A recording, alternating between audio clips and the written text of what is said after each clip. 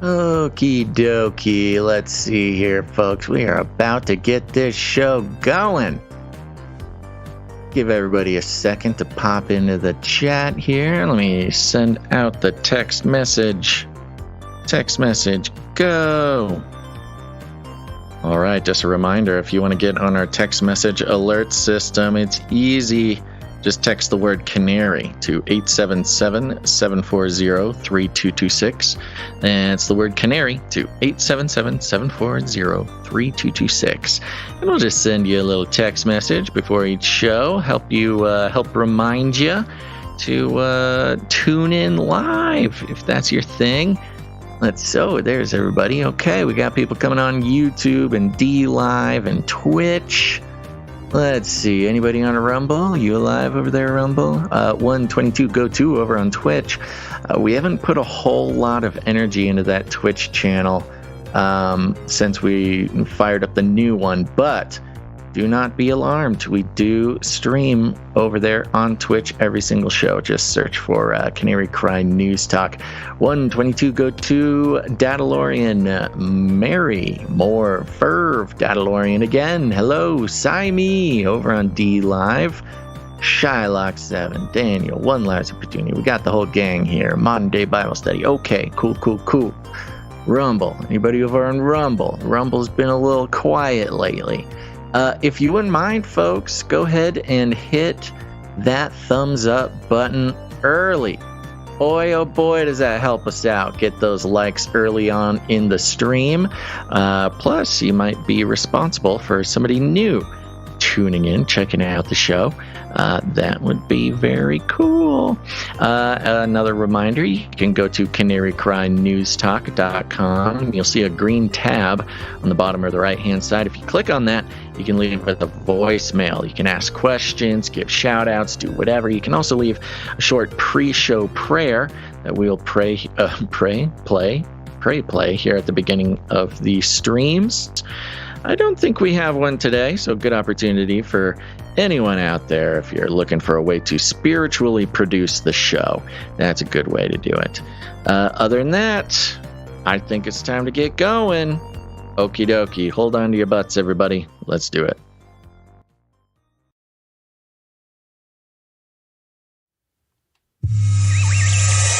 The world is getting crazier.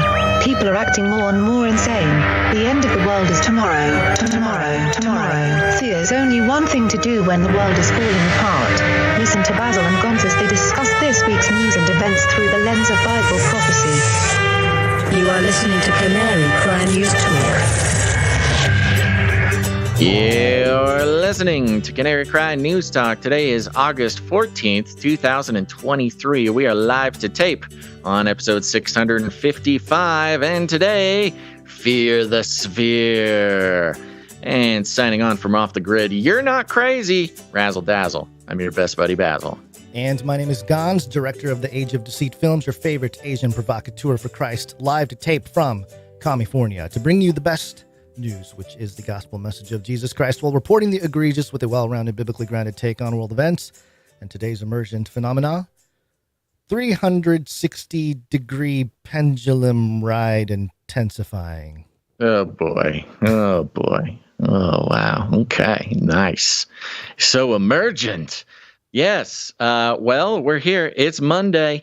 Thanks for being here with us. We're excited to jump back in to the good work. But Gonz, I think I'll need to give a disclaimer before this one. It's time for a disclaimer. Now listen up, YouTube. That's right. And just for all the content moderators and censorship managers out there, be they robots or humans, everything you hear on this show comes directly from the mainstream corporate news media. We do not claim to be experts on healthcare, geopolitics, military strategy, corporate law, or the moral and ethical implications of any of these topics, nor do we implicitly or explicitly support or subscribe to any sources or narratives containing misinformation, disinformation, or malinformation, as defined by the Department of Homeland Security. We're good boys. All right, YouTube, we're good boys. That's right. And let me give you a rundown. Oh, look, here's Basil. Let me bring you up to speed.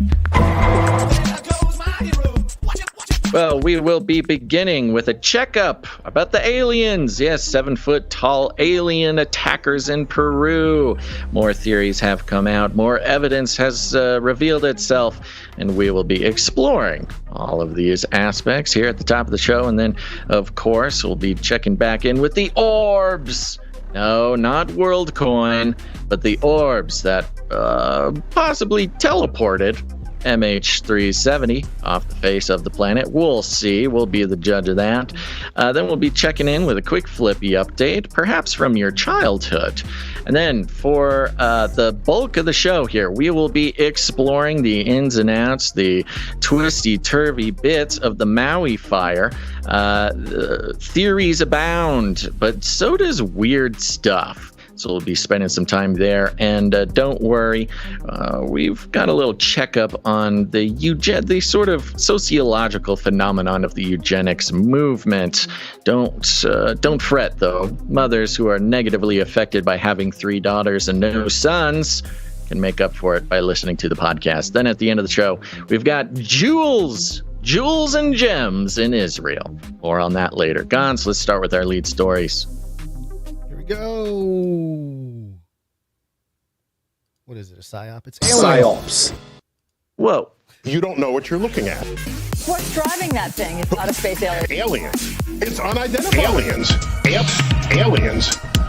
Aliens. A lot of alien news recently. Do you have Yeah, it's alien great. burnout?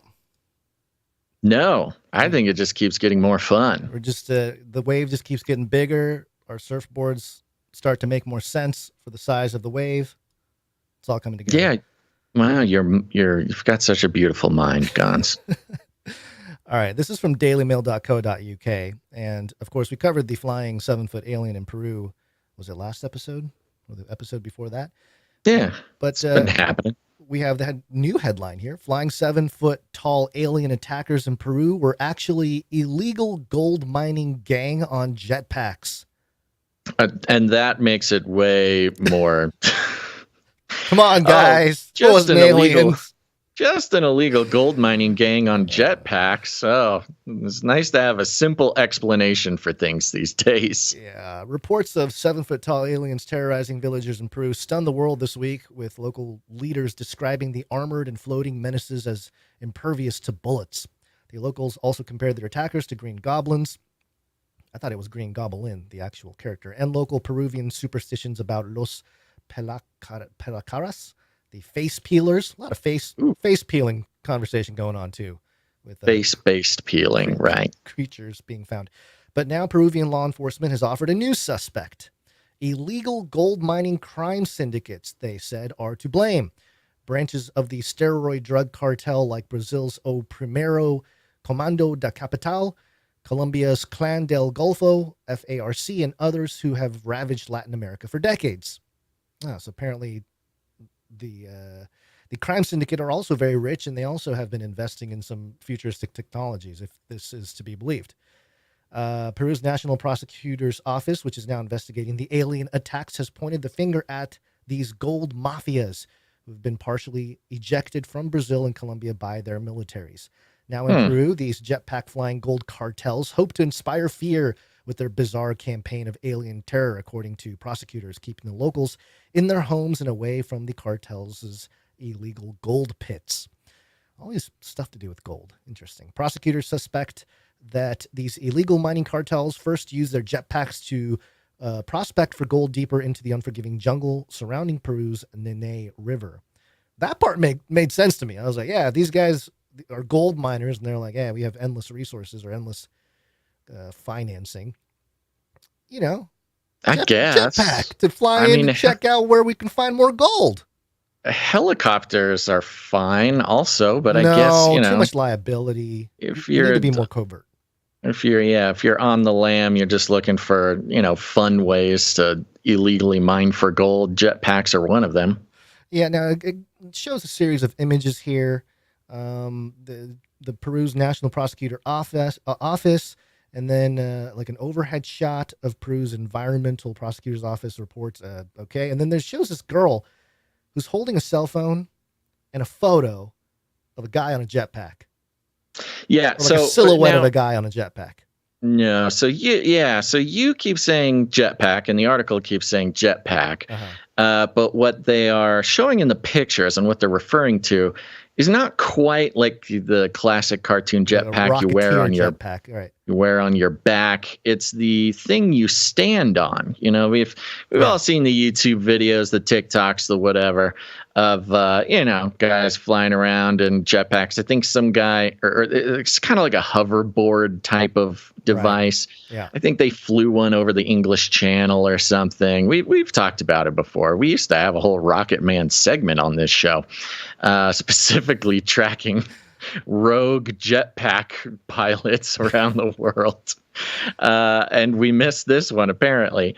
So this is the leading theory here. And, it kind of lines up with the descriptions that we were hearing about how, they would be standing and then some lights would turn on their shoes and then they would fly. They would like hover about a meter off the ground and then run away. Yeah.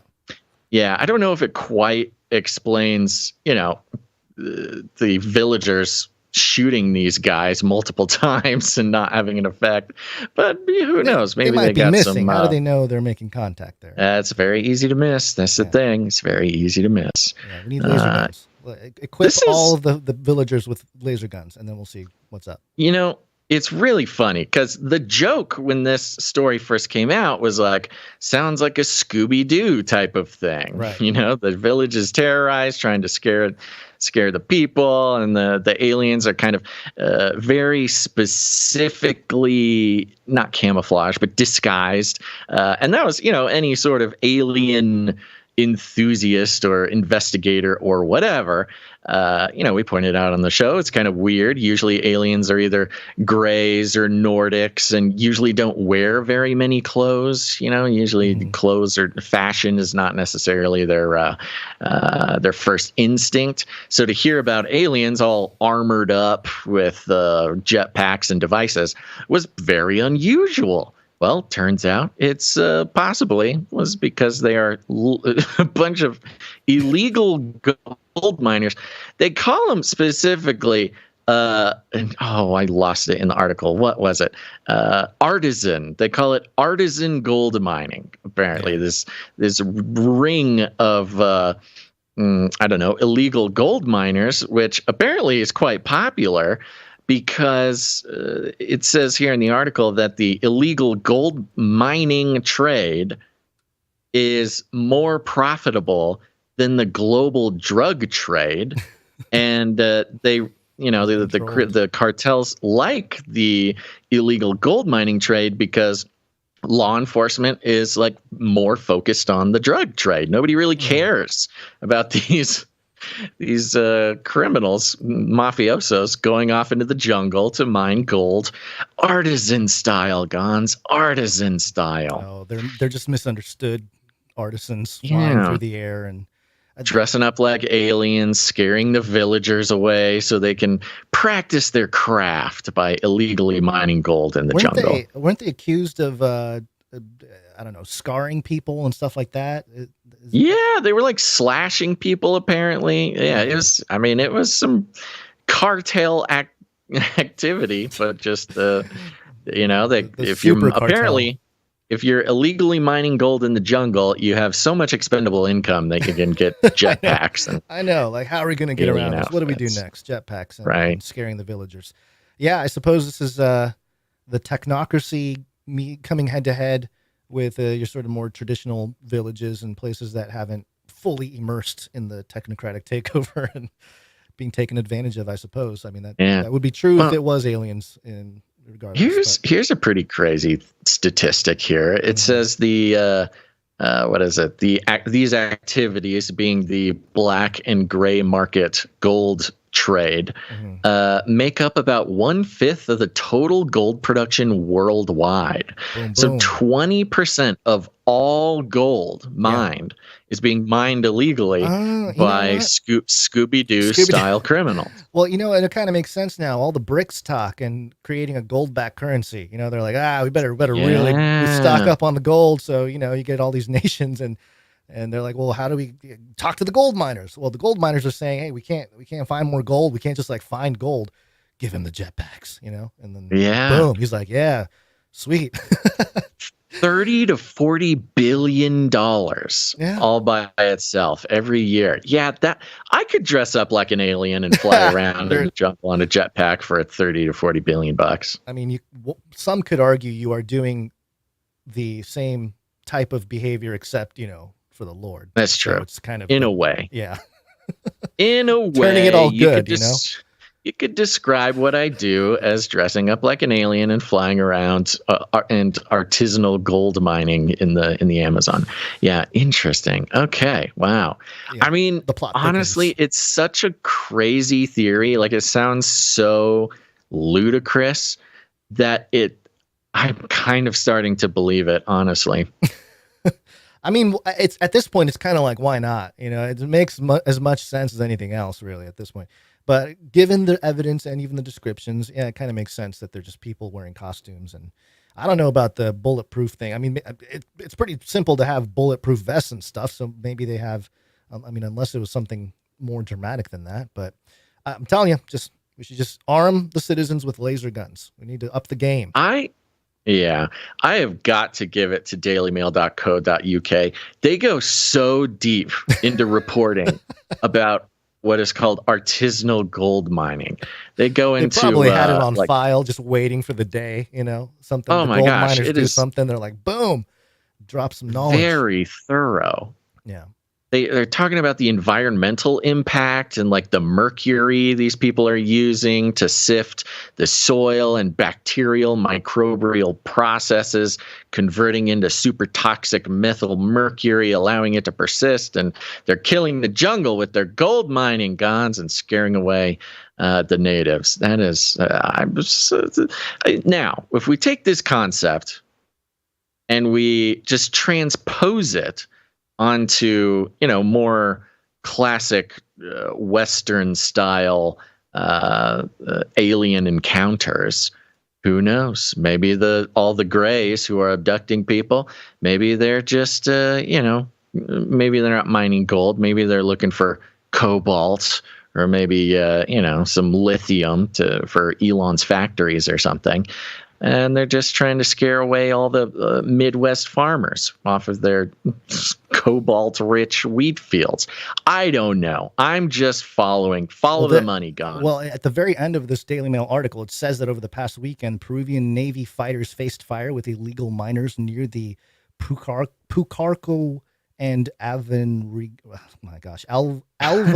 communities, RPP reports, where they succeeded in destroying oil drums, a gold pit water suction system, and other equipment used by the criminal gold miners. But no jetpacks were reported as recovered from those weekend raids. That's because the Peruvian Navy were like, oh, we found him. Let's go. They put him on and they took off. Yeah, well, you're not going to catch the guys with the jetpacks. They're not going to. I know, it's in some underground secret cave. Oh, they flew away the second the Navy showed up there. They're like, bye. Anyway. Yeah. Okay. Well, you know, honestly, I hate to say it, but it's starting to make quite a bit of sense to me. So gold miners, aliens. And by the way, artisan gold miners. And by the way, of course, the book of Revelation talks about the merchants of the earth becoming wealthy from selling precious metals such as gold out of Jerusalem. So, you know, I wonder how much of the illegal gold trade will contribute to the end times gold supply of end times eschatological Jerusalem mystery Babylon. I'm sure it'll be more than we would expect. All right. There's more going on, Gons. There's footage and records of objects in the skies that we don't know exactly what they are. Thanks, Obama. This is continuing our top of the show filled with British rag papers. Since coming from mirror.co.uk. Flying orbs, filmed spinning around plane, quote, shows proof of teleportation and MH370 theory. It's back. Yeah. We'll hear more about this in the article, but for those who need some reminding, MH370 was that Malaysian airline flight that disappeared out of nowhere back in 2014. Lots of, of course, spurred lots of theories. It was one of those turning on their machine, things like that. Yeah. Disappearing plane theories. Gotta love them. And some footage came out recently, saw it flying all around, that is not new. It is old footage. I've seen this footage at least a couple of years ago, but it has really hit the internet hard over this past weekend. And let's see what they have to say about it. Footage said to be from a satellite of bizarre orbs floating around a plane in the sky has conspiracy theorists convinced of what happened to missing flight MH370. By the way, one of the things I love most about Gen Z is they are starting to really get hooked on their own, set of conspiracy theories. Gen Z has taken to the MH370, theories with more passion than I think they were coming of age kind of, when it all happened. They were teenagers or something, and people are talking about it, and a plane disappeared. It's like they're living out all the TV shows. They are obsessed with it. I'm happy that they got something to do with their time. The Malaysia Airlines flight vanished in March 2014 after taking off from Kuala Lumpur Airport bound for Beijing. It lost contact with air traffic control 40 minutes after takeoff over the South China Sea and disappeared from radar. Extensive search and rescue missions were deployed, but none of the 239 people on board were ever found, becoming one of the biggest mysteries of all time. Dun, dun, dun, dun, it's an all-time mystery. Woo! Now, satellite video has people seemingly blaming an extraterrestrial cause, with one person suggesting orbs flying around a plane is proof MH370 may have been teleported. In the leaked, quote-unquote, leaked footage, a plane is seen coming into view by a huge cloud on the left, the DailyMail reports. As it continues its flight path, a small orb appears from the right and zooms past the craft before going up close near the wings. Soon, it is joined by two more orbs, and the trio move in circular motion around the entire plane. When the plane approaches the cloud, a strong flash strikes. The plane, along with the three orbs, disappear in the sky. While some people said the video was fake and created using CGI and 3D animation, others disagreed and analyzed the footage in detail. Adding credence to the theory is an article from 2014 from ABC News, which reported, quote, 3 large objects spotted near Malaysian airliner flight path. Now, that part I had forgotten about, but it's true. I went back, found the ABC article there. It does mention 3 large objects spotted near Malaysian airliner flight path, which makes this a sort of extra compelling piece of footage here. It goes on. It shared blurry images taken by Chinese satellites of 3 unidentified objects in the waters between Malaysia and Vietnam. One person said, OMG. This has just been confirmed to be a real satellite video leak. Reddit is going insane right now. I'm shocked, actually. Another said, quote, the clouds actually move. And it's not, they're just, Reddit talking back and forth there. Another expressed, this does not confirm it is a real satellite or real footage. We know now it's stereoscopic and would be difficult to render at the time of release, which gives more credibility to the footage. But let's not be hyperbolic. Somebody finally bring in some sanity to the conversation over there on Reddit. Earlier this year, it was reported the doomed flight could have crashed in a completely different location, blah, blah, blah. But this is a pretty compelling video. Again, this video I've seen at least a couple years back, but for some reason is really gaining some traction right now. Oh, and if you are just listening and have not seen the video, it's very compelling. You see a plane, and look, it does not have, I don't know, what do you call it, but many of the classic hallmarks of CGI. Like when you watch it, it's very believable when you watch it. Yeah, well, you can see that it's a recording of a screen of some kind because you can see some mouse clicks and stuff, and that's interesting in itself. Which does help hide Yeah, the so if fact you something had a is fake. CGI, if you created some CGI footage and then you took your phone out and you were recording that footage on a computer screen from your phone, then yeah, it might seem more real than I don't know. You can kind of fool the viewer, I guess, but I don't know. I did see another version of the video going around where they did a side by side of like one of them was like a thermal vision type of thing, which is, you know, I don't know, it could be fake, I guess, but people have spent a lot of time analyzing this video, and it's fun. It's a fun one, not quite as fun as artisan gold miners Scooby doing some Peruvian villagers, but very compelling.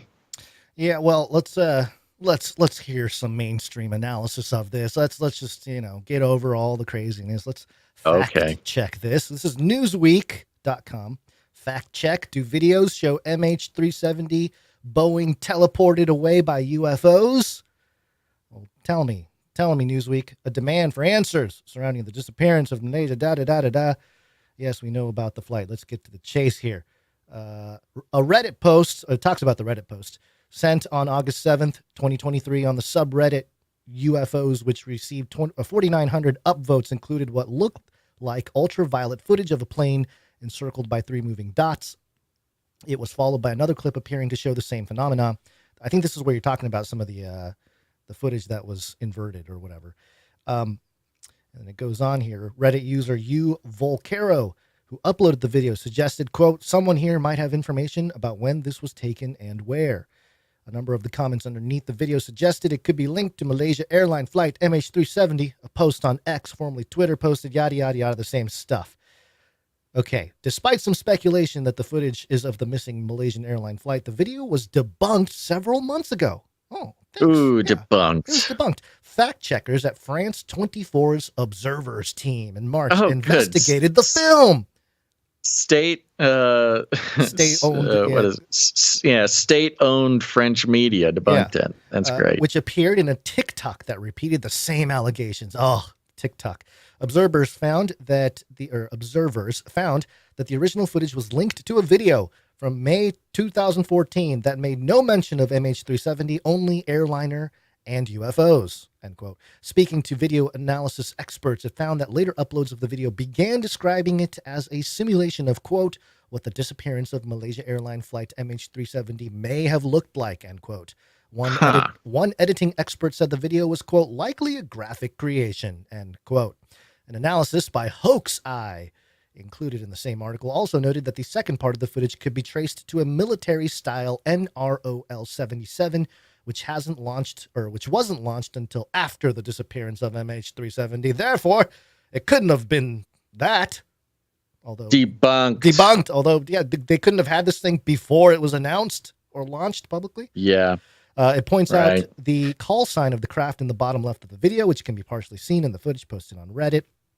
Even subsequent attempts to share the video as proof of UFO interference with MH370 have included the same call sign information. Our ruling, false. The video is not footage of Malaysia airline flight MH370.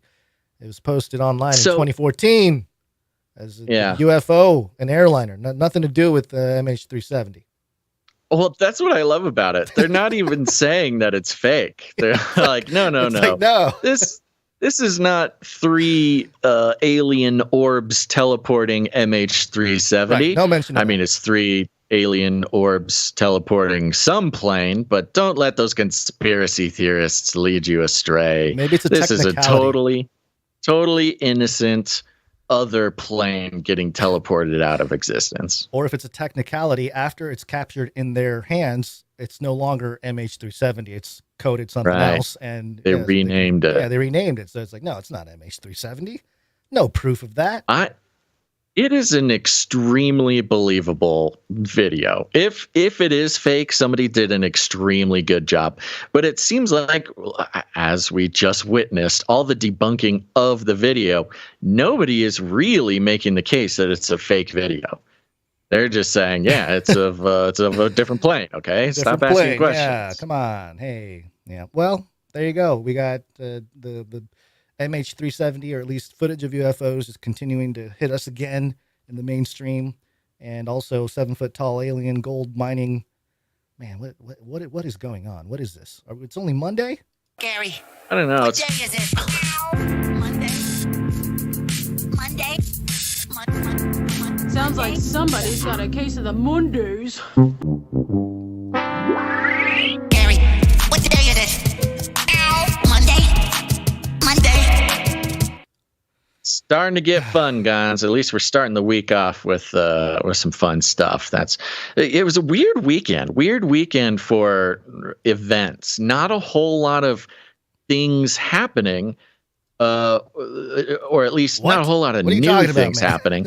Just updates on everything. The only thing that sort of dominated the news space was the Maui fire. Yeah. And of course, we'll be doing plenty of talking about the Maui fire. But before that, Gons, did you do anything fun this weekend? No. I did actually go. I went to a restaurant named Gonzo. Oh. It's a Japanese restaurant. Yeah. And I covertly ate their food. And I did not tell Interesting. So my name. it was a Japanese restaurant. Is Gonzo a Japanese name? Yes. Yeah. I don't think I've ever put that together. Oh, that good. is great to know. Yeah. Yeah. Thank you for that. Yeah. Yeah. It's I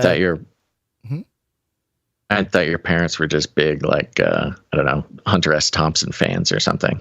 Oh, I mean, there's a possibility. Someone was whispering into their ear. They did come here in 1976 is when they arrived. So perfect. Who timing. knows who Yeah. handled my parents there? Yeah. So that was fun. They have stickers and everything. At some point, I'm just like, I'm just gonna buy their stuff and just use it for my own thing. Just hey. Yeah. Thanks for being cool. Steal their branding. Yeah, you'll not steal. I'll facilitate. I'll tell them it's a restaurant. But fair use. Yeah, fair use of their branding. Yeah. Value for value, eat some good ramen. It's a ramen place. So that's what really did it for me. It's like, okay, gotta love the ramen. We're hitting the nostalgia pretty hard there for me. So there you go. It's so funny. Mm-hmm. When I was in college, I had a roommate and he's like, ramen, man, you got to have ramen. And this was kind of before the ramen thing really took off on the West Coast. Yeah. He's like, you got to have ramen. I'm like, oh, interesting. Never heard of it. What is it? He's like, it's soup. I'm like, why are you so excited about soup? What is it? And he was kind of an anime aficionado. Sure. He's that type of fella, kind of I don't know, someone might say a nerdy kind of fella, but he was he appreciated the cultural input from Japan. A big fan. And so I was just like, yeah, it's soup. It's good soup. I love the soup. It's great soup. Come eat soup with me. I'm like, soup is not real food, but I guess I will go with you. I'm also broke. I don't know if I can pay $16 for soup, but okay. Yeah. And didn't really get it. Did not really understand the hype when I was in college. Could have been the place. I don't know. But I will say, now in my old age, Gons, and with my brittle bones and my sensitive teeth, a good ramen soup really hits the spot. You got to have the right stuff in there too. You got to have like the egg that kind of cooks in there. So it's got to have the egg right. Yeah, that's the number one thing. Yeah, that is the number one thing that people get wrong is they will just throw a hard-boiled egg in there. Yeah, no, you can't do it. It's not pickled, it's not soft-boiled or whatever. It's got to have that sort of a gooey middle in there, so that when it mixes in, then that's when the soup is like delicious. So there you go. The soup is like delicious. Soup folks. is you like heard delicious. It here I usually go with the black garlic variety. If anybody is needing a ramen, ramen advice, get the black garlic. Excellent. Okay.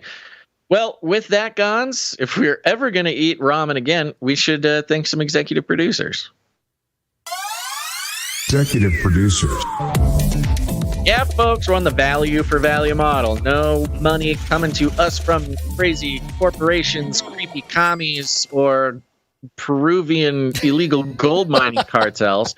Although apparently, if those gold mining cartels, they could really take us to the next level if they decided to produce the show. Oh, man. But so far, no luck. But No fear, people. This show is kept alive by producers just like you. They're people who get value from the show, and they realize that there's a paradigm shift going on in the world today.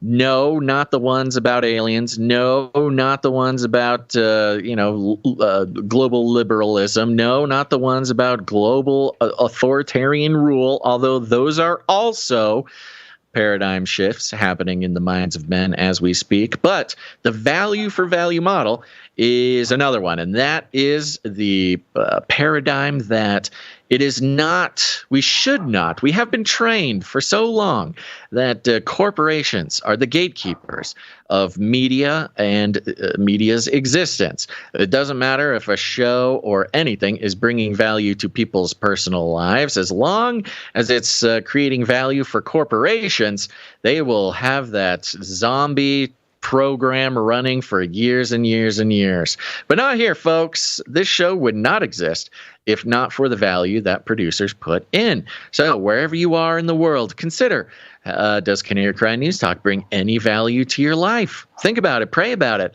and consider putting some value back in. You can do it with your time, your talent, or your treasure. Lots of ways to get involved with the show. But we like to thank the executive producers here at the top because they come in for $100 or more on any individual episode, and that's why we are so grateful to them. Gons, we did not have any executive producers up until the very last second. Wow. So we have a knight shining armor. Are you ready to thank them for everything they do for us? Yes, and please, we will not accept it if you are a gold miner, illegal gold miner. Well, speak for yourself. I'm not sure about that.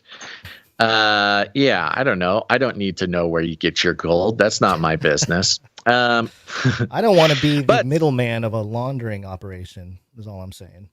I don't know. Middleman, that's a good business. People make a good living being middlemen. Just ask Germany.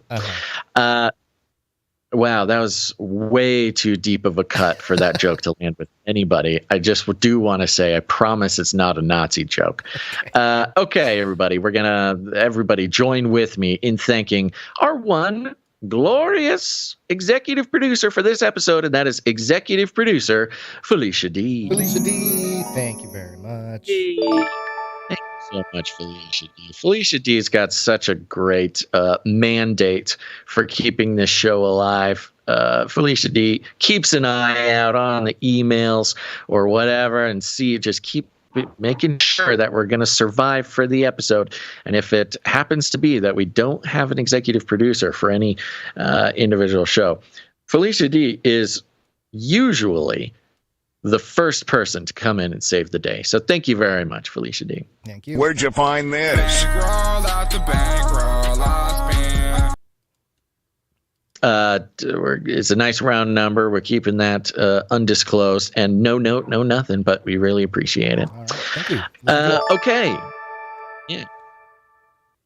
All right. Other than that, I say up here at the top, let's just mention Canary Cry meetups. What do you say? Ooh, that's a curveball. Yeah, curveball, baby. Keeping Gons on his toes over there. Canary Cry Meetups. Yeah, go check out canarycrymeetups.com. Canarycrymeetups.com. You can see a list of currently scheduled Canary Cry meetups, which is an excellent way to improve your life. Why? Well, as I mentioned at the top of the show, you're not crazy. And a great way to prove that is by meeting up with other people who are not crazy. You know, listening to the same podcast as somebody is a great indicator for if you're going to get along or not. You'll have lots to talk about. You'll have lots of theories to express. You can go into some deep Canary Cry lore. These meetups are so fun. And we've got a few coming up. On September 2nd, I'm seeing here, we have the Eastern North Carolina meetup. If anybody over there in North Carolina, Crystal Coast on Labor Day weekend, we've got contact information here. You're going to be contacting Nancy, whose email is so small on the screen that I can't quite see it. Nancy Flynn with 2 N's, 001. Nancy Flynn 001 at AOL.com is how you RSVP to that. You can see that information over at canarycrimemeetups.com. We've also got the Reno, Nevada meetup on September 9th at Roller Kingdom. Woo! That's right, 3 p.m. Saturday, September 9th. Join the Canarians. So howdy, partner. Do you even the Church of Skaten. That's right. They will be praying against the dark powers that meet in roller skating rinks across the country. There is, I'm not going to speak too much on it, but there is a universe in which I will be around that area of the world. That's sort of, I think that's like directly after Burning Man there in Reno. So I'm not going to put too much out on that yet until I have plans, but that promises to be a cool meetup if you are, I don't know, within striking distance of Reno, Nevada. On October 14th, we have the Camden, Tennessee meetup. Slave to Servant Canary Cry meetup on October 14th in Camden, Tennessee. You can contact slave to TWO servant at gmail.com to RSVP, get more information for that. There you go. Go check them out. And in fact, we actually have some new flyers created by, I believe, Sir Dove or so. Yeah, it must have been Sir Dove that we'll be putting up there at canarycrimemeetups.com. So go check it out, folks. If there's not a meetup near you, just put it on yourself. I know we've got a couple of pending meetups. People have emailed us. So just pull the trigger, pick a time, pick a place. And if you are, you know, in or near a mid-size American municipality, you have a chock-a-block of Canarians in your area. It's just a matter of luring them out of their cages. So go check it out, canarycrimemeetups.com. And email us at canarycryradio@gmail.com if you want to put one on yourself. I highly recommend it. This is fun.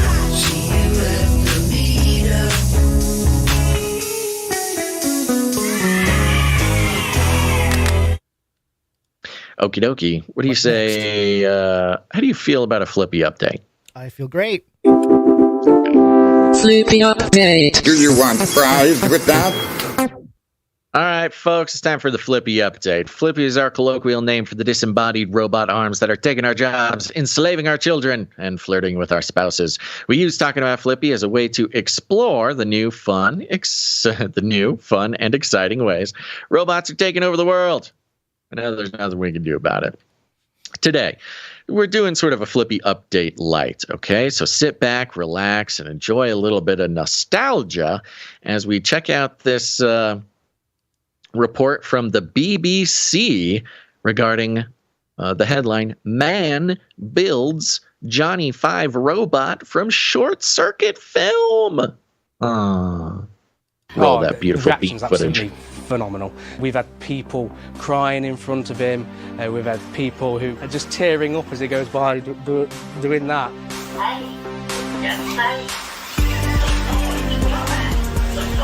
Recognise this robot? Yep, you guessed it. This is Johnny 5 from the 1986 film Short Circuit. Believe it or not, this is actually a replica. I've never done anything like this before. We are really, really normal people until this happened, and we had no intention of doing all these amazing things. He was just going to be a robot in the corner of my room. Ryan Howard spent time building the robot during the pandemic. I had to find an escape, so I disappeared into my garage and I just taught myself how to machine, and that's what I spent the pandemic doing. And I came out the other side with a standing Johnny 5 and went from there. I stopped counting at about £20,000. It's been a really good thing for us, and we'll get to meet lots of amazing people and do lots of amazing things. It took 6 years to build Johnny 5. I did as much as I could myself, so we didn't have to pay other people to do it. We've missed many family holidays making Johnny 5, I can tell you that. Johnny. To my knowledge, this is the only one that's fully working at this moment. I'm very proud of it. It's an incredibly difficult thing to do. If anything, the fact it was so difficult makes me even more happy that he exists and he lives with me. He lives with them.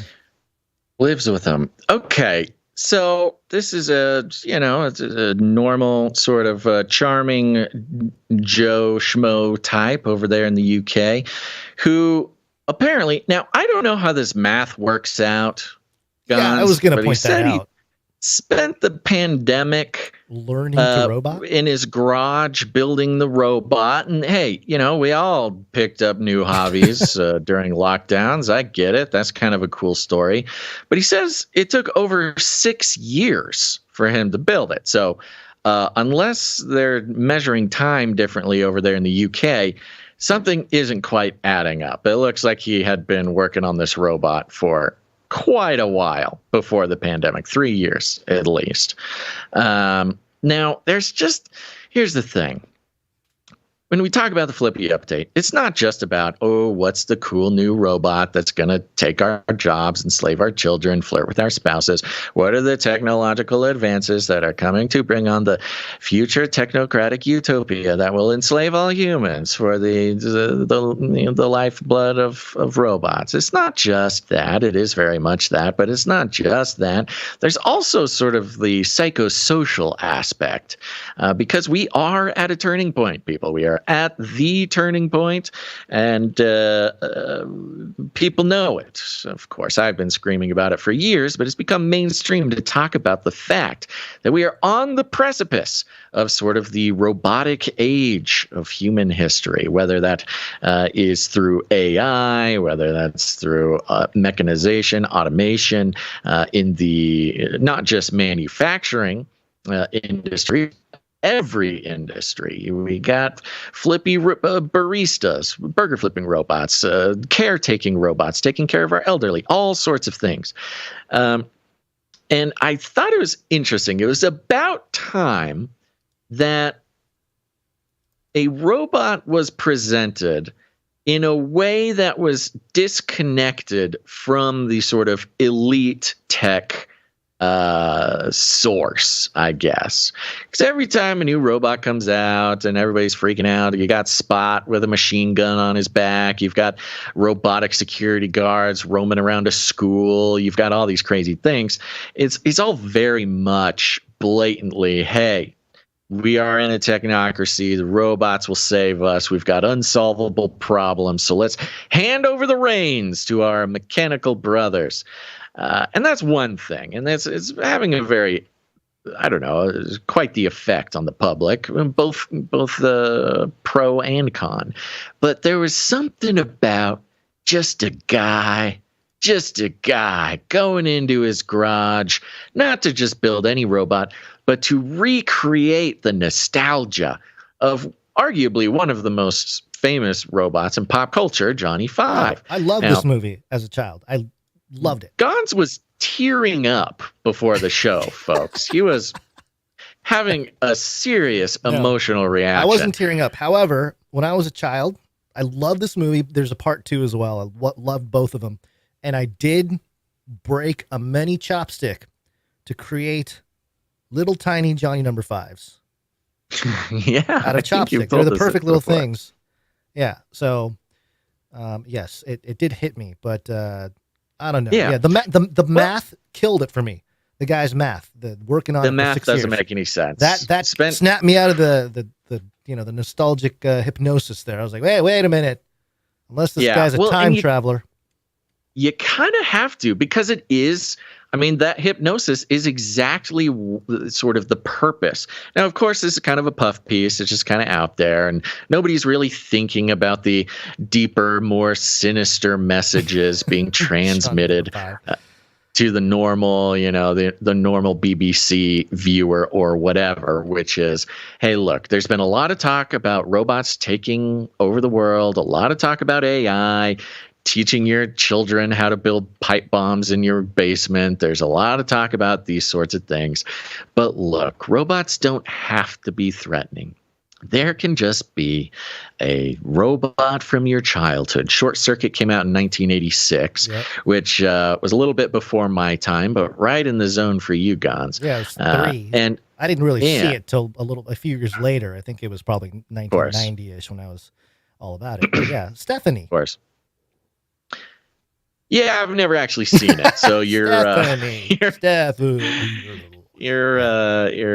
references are going to fall pretty flat with me. But I trust that there's another Johnny 5 fan out there Here's who's the thing. Really connecting with what you're saying. At I can't remember if it was the end of the first one or the second one. Johnny he gets all beat up, right? But then everything comes together and he's celebrated, and he comes out and he's pure gold.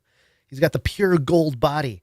And I had not thought of the eschatology of that, of the transhuman ascension of like, oh, he's going to be, or like a savior figure where it's like, oh, he went down, but he came back and now he's pure gold. He's reborn.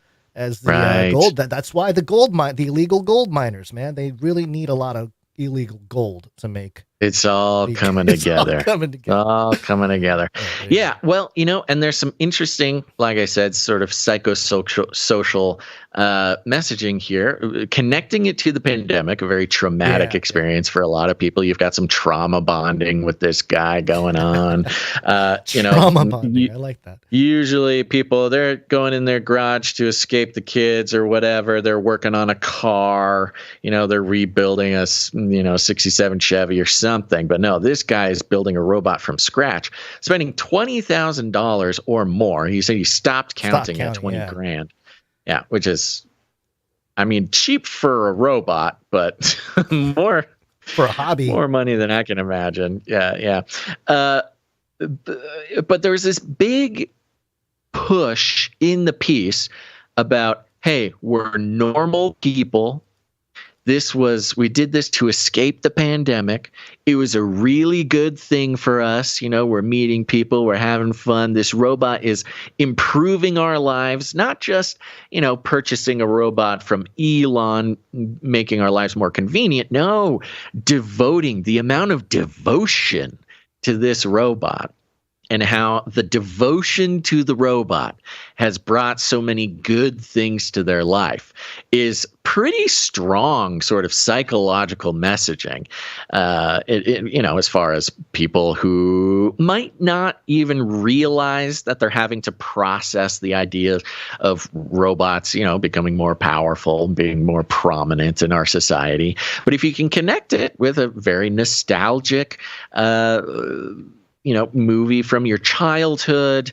It doesn't, the robot doesn't represent, a tech billionaire, being created in a lab in Silicon Valley, whose sole purpose is to make $1 billion and extract, wealth from the lower classes to send up to the billionaire. If you can disconnect robotics from that whole concept, no, this is just a normal guy, apparently missing holidays with his family to build a robot. The sacrifices that this guy. That was making. Man, you really, okay, whatever. It sounded like he only worked on it on his time off, after the pandemic. No, this is the most important thing in this man's life. Paid off. Apparently, he got a BBC puff piece done. Oh yeah, apparently he's got a career now, taking that robot to conferences or whatever, Comic-Con. I'm sorry, can you hear that dog barking? Oh yeah. Okay. Yeah, yappy. I will figure out a way to do something about that. Where was I? Okay, yeah. So you get it. This is an emotional piece. It's much different from a lot of presentations about robots that we've seen recently, and I think it's very effective. It's very effective in opening up people to the ideas of robots, because it's not representing the sort of Terminator style. What's the other one? I don't know. I can't remember. Yeah, Matrix, Blade Runner, these types of things. Yeah. It's Johnny 5, lovable robot. This is sort of a lovable kind of normal guy, did it for sort of lovable normal reasons. It changed his life in a lovable way. It's just pure positivity. And I don't know, I could see more and more of these types.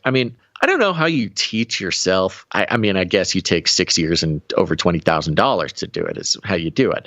But I mean, it is an extremely elaborate robot. This is not, some R2D2 trash can that somebody put wheels, on a whatever and having some fun. This is a really, they've got the facial movements. Johnny Five has very specific sort of complex facial movements to express emotion, stuff like that. Eye color he really change went when he for gets it. mad and stuff like that. Yep.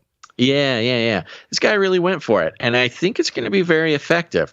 And this is the type of psychological operation, folks, that we got to keep an eye out for.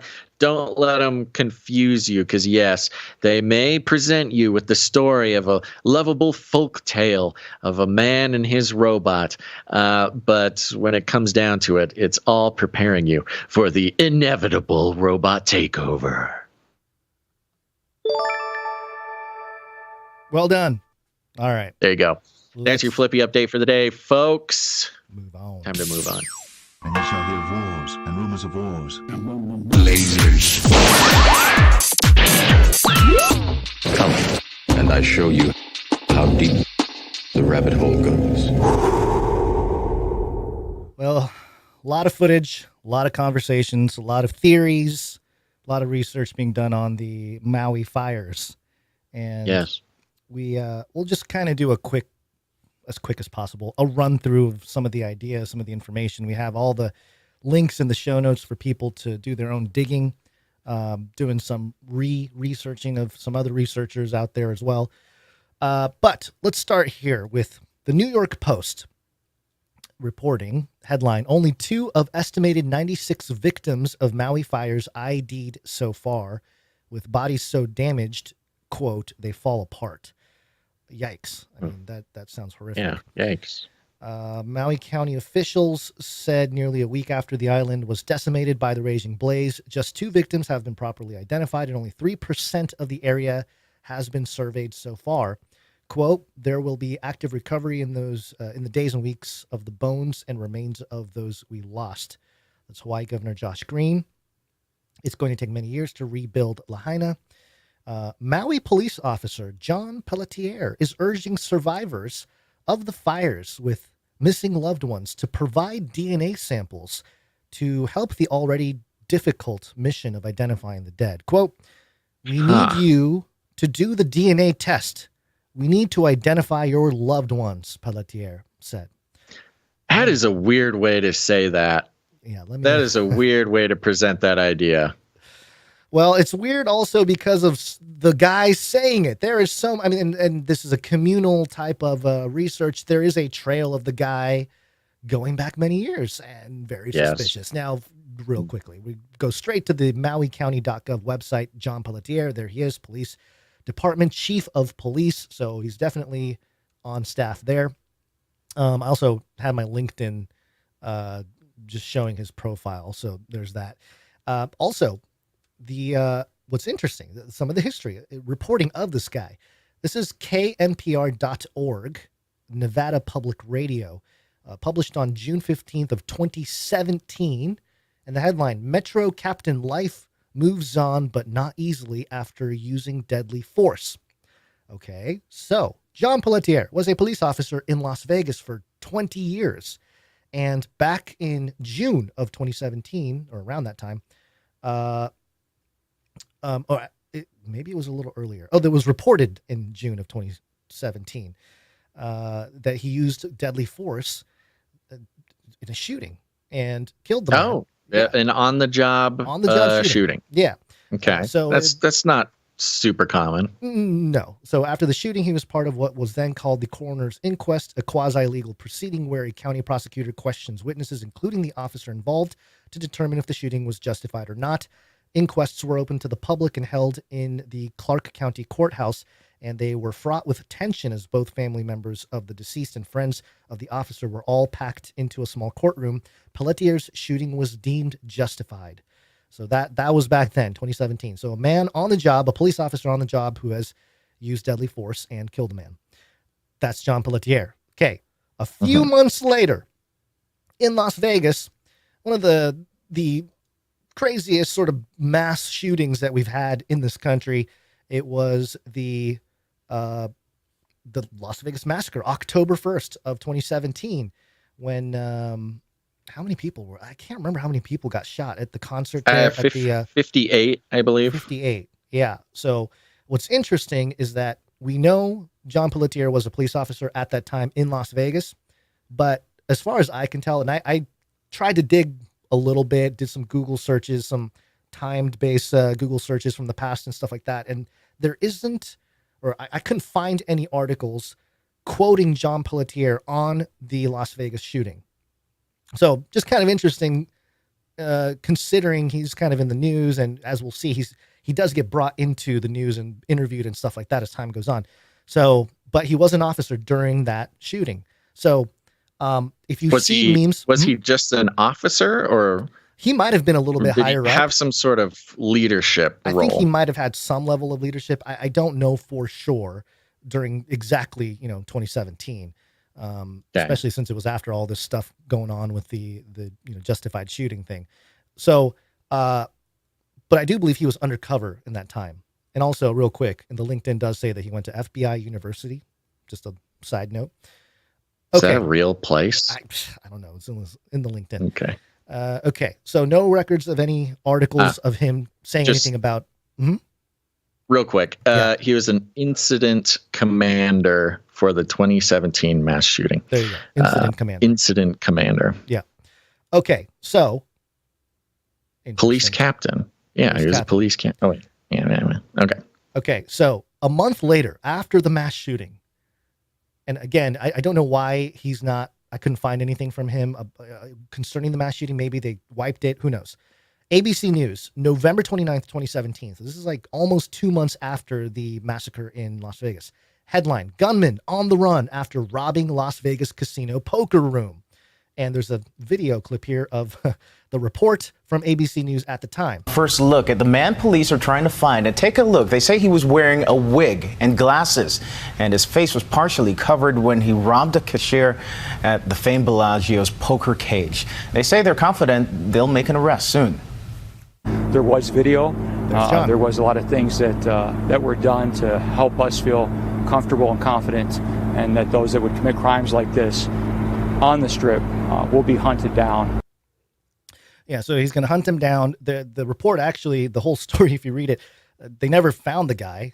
The report is they're confident they're going to find the guy. And then there's no other reporting following up as to what happened to this bandit or robber. So yeah, kind of interesting, but there he is in the news at the very least. And then over the next couple of years, he was highlighted in places like Review Journal. That's the Las Vegas Review Journal headline: disguised fentanyl pills fuels soaring death toll in Las Vegas. And here's John Pelletier at the podium talking about fentanyl. What's even more shocking is we had just under a 200% increase in fentanyl-related deaths. Every single one of these did not have to happen. One bad pill will kill. You should tell that to Mr. Joe Biden there. I've ordered more pills than anyone in the world. I wonder if John's having a conversation with old chief there. And then Las Vegas Review Journal headline: Las Vegas police captain named police chief in Maui. This was 2021, I believe. And and this is a report, documenting the fact. Las Vegas police captain will be the new chief of the Maui Police Department. Captain John Pelletier is a 22-year veteran of the Metro Police Department. Friday, he told the commission he's bringing his experience in tourist and community-based policing coming from Las Vegas. But I don't think it was going too great, because the Maui News reported back in September of 2022, so about a year ago, commission declines to discipline police chief. So apparently people were complaining about the negative working conditions under John Pelletier, but the commission decided to not move forward with any kind of discipline. Maybe he's protected, So that's the guy. That's the guy. That's the guy going, give us your DNA to find your lost loved ones. That's him. Yeah. It's like you see that I forget the details, but it's like the gal who was in 2 school shootings. Right. Like there was one school shooting where she was, then she moved, and there was another one there. 2 famous ones. I forget the exact too. details, but when stuff lines up like that, it's just very suspicious. Yeah.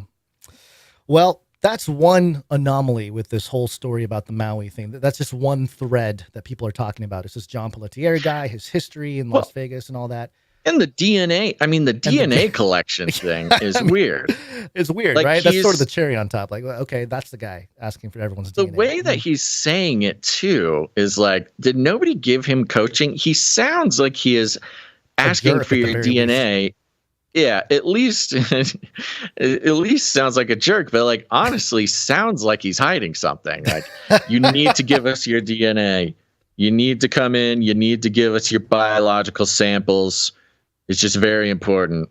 And considering some of the weirder things floating around this whole event, you add a DNA collection aspect to it, and it has a really broad sort of icky feeling to it. Let's see what else you got. He's peddling the fentanyl thing. He must have done all the right things to be stationed for this.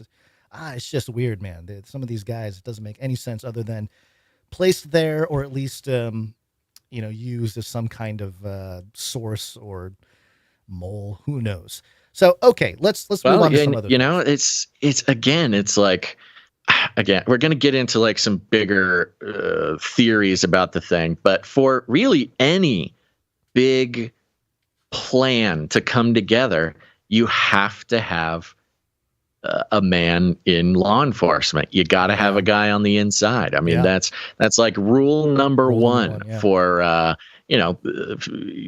perpetrating some op in a location, is you got to have law enforcement on the payroll or whatever, or at least have overlapping incentives with law enforcement. So another thread that's been discussed quite a bit online as a response to the Maui fire is the sentiment that the area that was burned down was some kind of royal land, or it was the capital of Maui, the kingdom of Maui or Hawaii, and the people that own some of the properties there aren't willing to sell to BlackRock and Vanguard and Oprah. Her name keeps getting brought up for some specific reasons.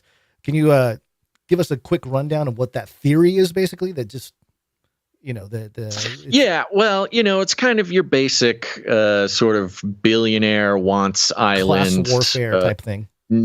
Class warfare. Natives won't sell. So Oprah has purchased something like close to like 300 to 500 acres of the island, which if you would have asked me before this, how many acres is the island of Maui, I probably would have guessed 500 acres, but I guess it's much bigger. So just huge swaths of land on the island, as well as a number of other billionaires, and they just keep buying. They just keep buying. And the classic story of people who have been on the island for generations, perhaps all of their generations, not wanting to sell to Oprah or BlackRock or Vanguard or any number of these obviously, if not, evil entities, they are at least counter incentivized to use the land for what the natives would prefer. I mean, that's a big deal. I mean, in Hawaii, on the islands, it's like some serious class warfare between serious. Yeah, I've told you about between my the story, locals. Right? I don't recall. Oh, really? Why don't you tell me about it? I went surfing with a friend of mine who's Irish. He was an Irish guy, but he loves surfing. We're out there. We're out in on North Shore on Oahu with I'm on my longboard. He's on a shortboard. Shortboards, you're kind of already drawing attention from locals if you're walking around with a shortboard in Hawaii. So we're out there, and he kind of he didn't cut anybody off, but it was sort of, he was getting kind of close to some people. And these islanders, it was clearly those guys, the local guys, looked at me and said, "These foreigners, the white man," and they kind of did like the disapproval shake, and I was like, "It's my friend, Steve over there." But sure, yeah, the white man's taking over, huh? It's just horrible with the shortboards. So if I experienced that, like 20 years ago in the waters, I can only imagine what's going on with real estate. Right. With Oprah owning over 1,000 acres, is it, or more now? I think it's in the hundreds. I'm not. No, I'm looking at an article now that says she has more than 1,000. Well, I believe it. Yeah, it's crazy. It's already and there's owned a number more than 1,000. So she bought 870 according to this story. So anyway, I mean, she's buying it all up.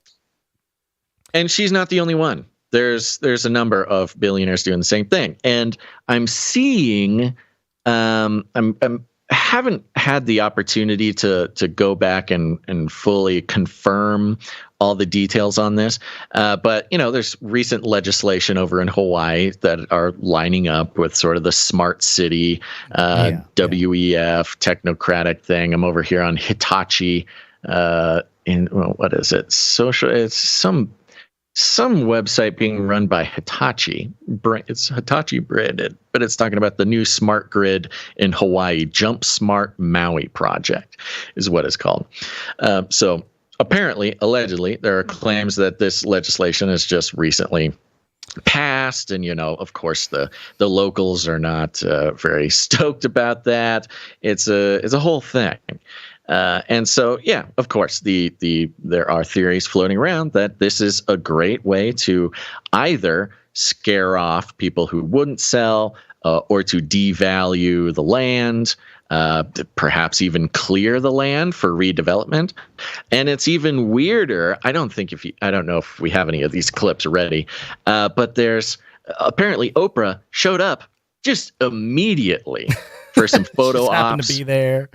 It's just like the next day she's there. She's going to the FEMA camps or the what are they called? I don't know, refugee camps or whatever.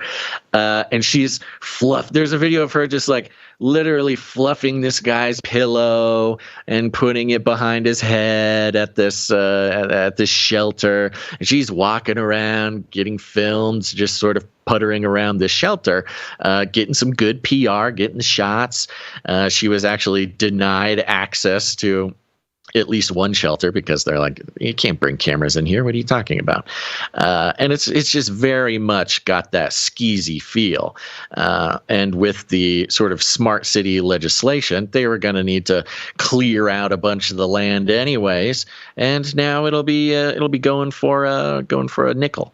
Now, a lot of this, of course, is simply theories that are floating around, but it's things aren't not lining up for this. Well, in response to some of what you said there's a PolitiFact article. Of course, PolitiFact, fact checking here. Maui fires are part of an intentional effort to rebuild the island into a smart city. And they go through all this stuff here. Let me just cut to the chase because it's pretty funny. At the very end, they cite how there was, conferences and stuff earlier this year that weren't about smart cities, but certainly smart cities were discussed, as any, conference thinking about the future would discuss smart cities. And at the very end here, our ruling, an Instagram video claims that fires in Hawaii may have been intentionally set to make way to turn Maui into a smart island. As evidence, the video cites a smart city conference in January. Smart cities is a concept that suggests using technology to enhance government services and residents' lives. It wouldn't require the destruction of a city to enact. The concept of smart cities was among many topics researchers broached at a January conference in Maui, but the research was not specific to Maui. Although an official cause of the fire has yet to be determined, officials have not said foul play is suspected.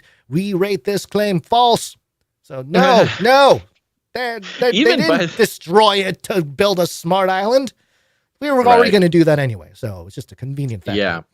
Oh, okay. Well, there you go. They're at least having conferences about that. It's funny because I believe it was Politico who had the fact check that smart cities didn't even exist. Like the idea of a smart city was not even real. Yeah. That's all conspiracy theory. Yeah, there's what's called 15-minute cities. And Klaus Schwab wrote about, wanting to centralize population in order to have ultimate power and surveillance over all human beings. Yes, but smart city, doesn't show up in his book or whatever their thing was. It's kind of funny now. They're like, oh yeah, smart cities. We're been aware an of those. idea for 30 years. It doesn't require the destruction of a city.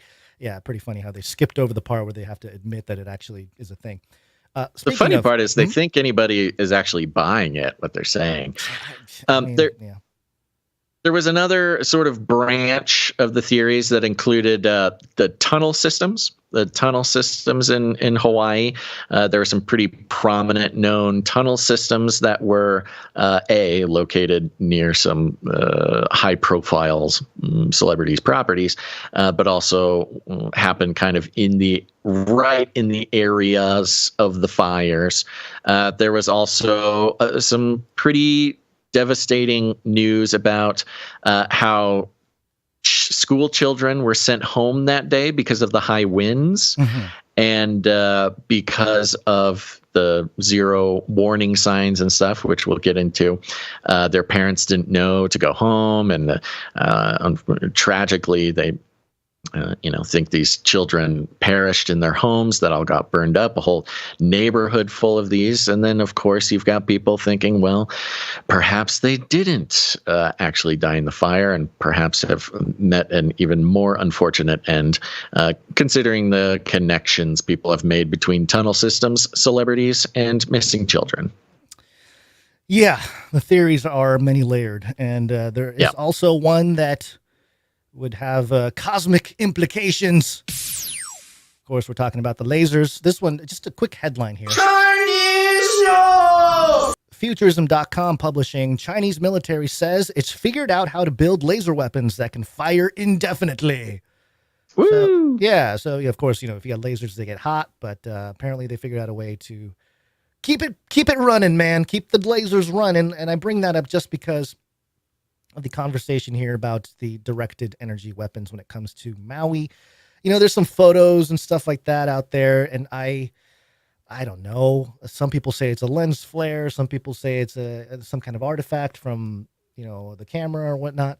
Hard to say anything conclusive from video and stuff like that. Although there are definitely compelling videos, but I want to highlight some stuff that was researched by the Last American Vagabond over there on Twitter.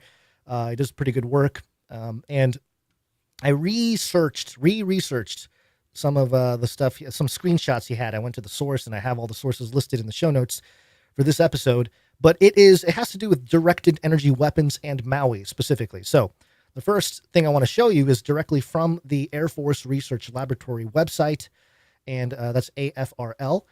And they have basically a contact, under the contact tab, some job openings, AFRL, Directed Energy Research Opportunities. And one of them is in Maui, Hawaii. Which says here, Army's White Sands Missile Range and the Air Force Maui Optical and Supercomputing Site, Amos, in Hawaii. Ooh. Yeah, so they have a supercomputer named Amos running in Maui at the Air Force station there. And I'll get to the location of that in a moment. You can also, if you get this job, Basil, this is perfect for you to infiltrate the whole thing. You're our Trojan horse there. High-powered electromagnetics. You got laser systems. You got directed energy and electro-optics for space superiority technologies, weapons molding. And then at the bottom here, it says at the heart of directed energy directorate's research is the mission of the United States Air Force to deliver sovereign options for the defense of the United States of America and its global interests, to fly and fight in air, space, and cyberspace. So, yes, this laser situation, directed energy thing is of national interest or national security interest. Okay, skipping over here to the Air Force website, af.mil. There's Dr. Kelly D. Hammett. There's a profile here, a biography of this man named Dr. Kelly. He's a very established person here. He's a member of the Senior Executive Service, Director and Program Executive Officer for the Space Rapid Capabilities Office, the Space RCO, Kirtland Air Force Base, New Mexico, which I believe is one of the locations, this job. Kirtland Air Force Base, New Mexico is the other location, apart from Maui, listed on this job description. So there is Dr. Hammett. Now, Dr. Hammett entered the Air Force as A second lieutenant in 1988, received his commission through the ROTC program at the University of Oklahoma Norman. His 20-year active duty career spanned a variety of positions, mainly focused on directed energy weapon system technology development and acquisition, and culminated after serving as the director of engineering for a $7 billion airborne laser program. You know, the one everybody knows about. You know that one.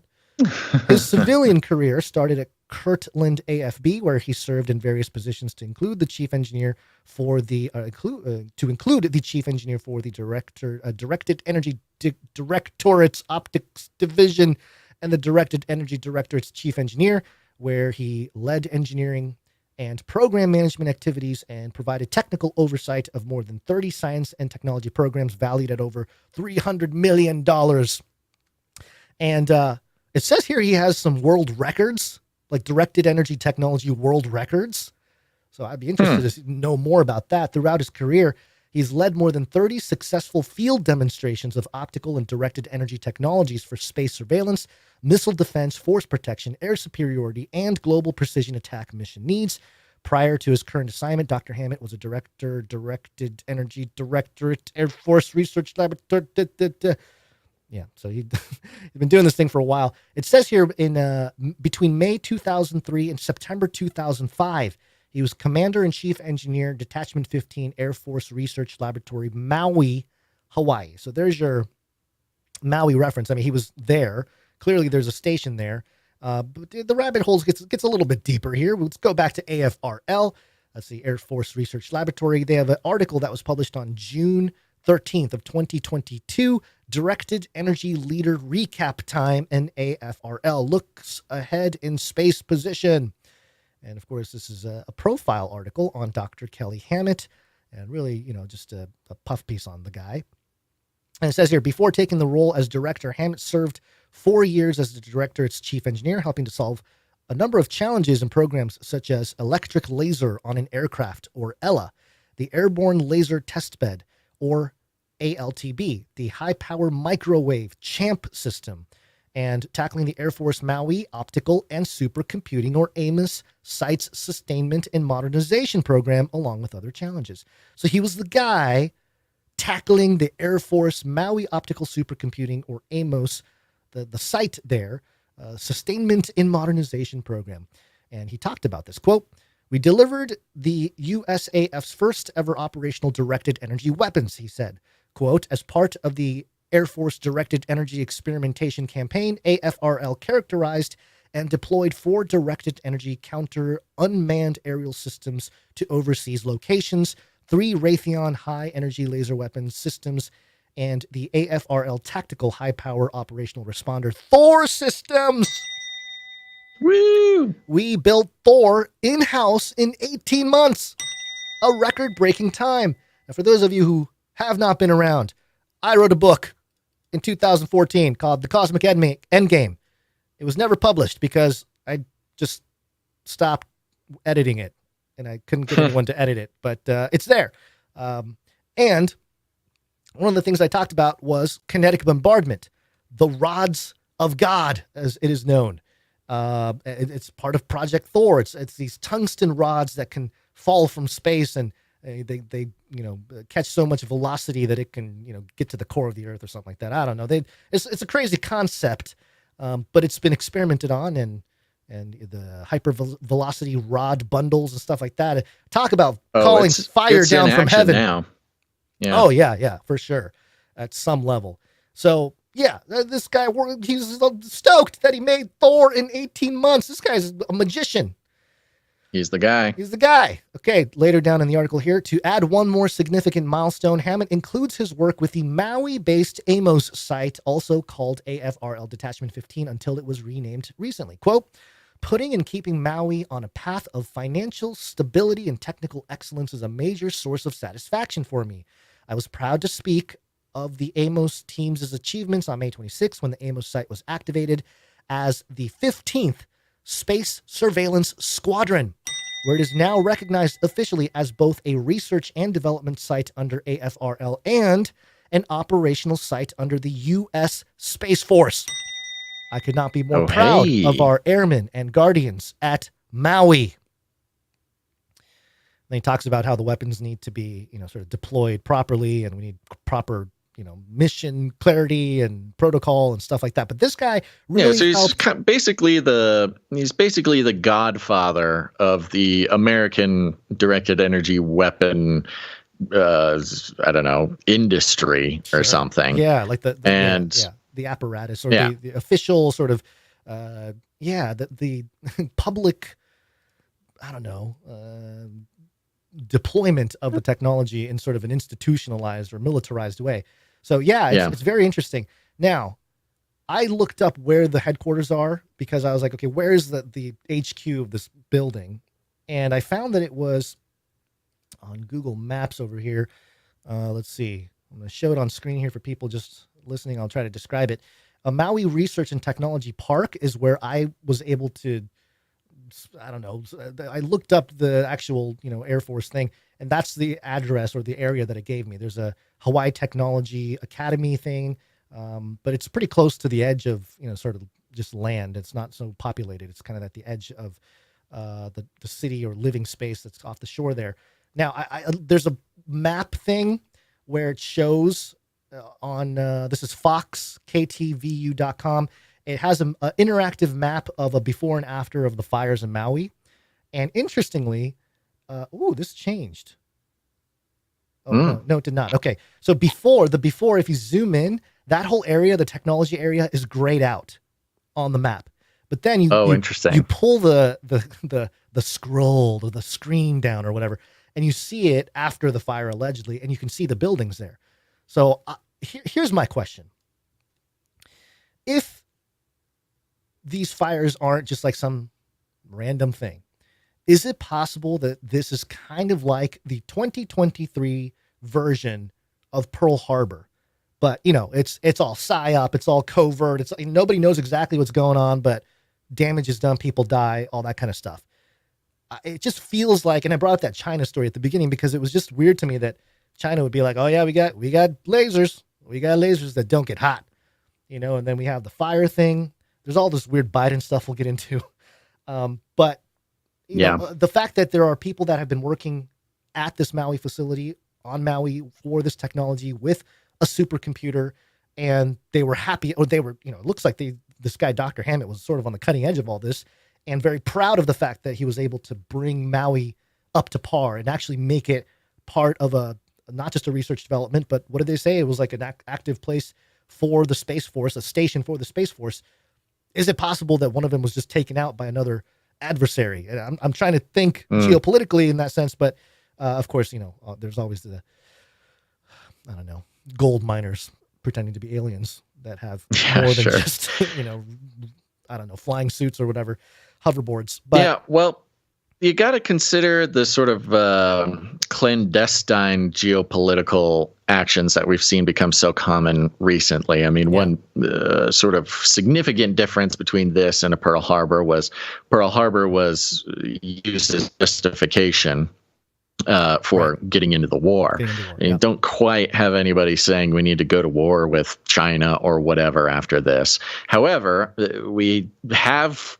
Well, it's not a war on another nation, it's a war on the people, you see. So right. Well, we have seen how line up on climate change stuff. Right. Well, geopolitical warfare in one way or another, usually sort of economic warfare, things like this, are being waged all the time, and we don't even know about it. I mean, Americans barely even know that we've been occupying Syria for however long, like 10 years or something. There are wars going on that the country just doesn't talk about. And of course, it's totally possible that this could be that's the problem. It's totally possible that all of these things could be working together. It could be a sort of grander. Excuse me 1 second. Ooh, I lost my cough button. Sorry. Yeah, where's that cough button? Yeah, come on. I had to take it out because it was buzzing. Oh, it was buzzing too bad. Anyways, because in a way, we don't even live in a time where countries are necessarily going to war with one another. Right. More what we see are global interests going to war with national interests. Yeah. And you have this weird sort of dark war going on, not between two nation states, but between the ideologies of globalism and the ideologies of nationalism. Yeah. And that could be playing out in any number of ways. Yeah. Well, a couple things, response from, oh boy, our president, Joe Biden. Let me play this just to introduce Joe, our president. This is the United States of America, for God's sake. Got hairy legs. Got hairy legs. Got hairy legs. Hairy. Got hairy legs. Hairy COVID. He tweeted out this morning at 8:28 a.m. We're laser focused on getting aid to survivors, including critical needs assistance. A one-time $700 payment per household, offering relief during an unimaginably difficult time. And then I know. I thought that was hilarious. They're sending $700 per household, not even per person. $700 per household. Oh, you know the part that he's not telling him? Laser focus. You got to give John Pelletier your DNA to get that $700. That's the part that Joe's not saying. For sure. Sure, they're going to have some requirements like that. They always do. You got to go give your DNA sample to the head of law enforcement, which, hello, what are you talking about? And that's how you get your $700. And at the same time that they're bragging about sending $700 to each household, NPR's reporting here, the Biden administration is seeking billions in additional funding for Ukraine aid, where they just forgot about Ukraine. We can't forget about them. Yeah, where they're just approving. Oh, let me see what we got here. They're seeking $40 billion in emergency funding, including $40 billion. That's just emergency funding. That's not even regular funding. I mean, emergency funding for Maui is $700 per household. How many households would be there? I don't know. Let's call it 10,000. It could be more. I don't know. But I bet you it's less than $40 billion in emergency funding for Ukraine, including $24 billion for Ukraine as part of security, economic, humanitarian assistance for the country as it defends its borders against the Russian invasion.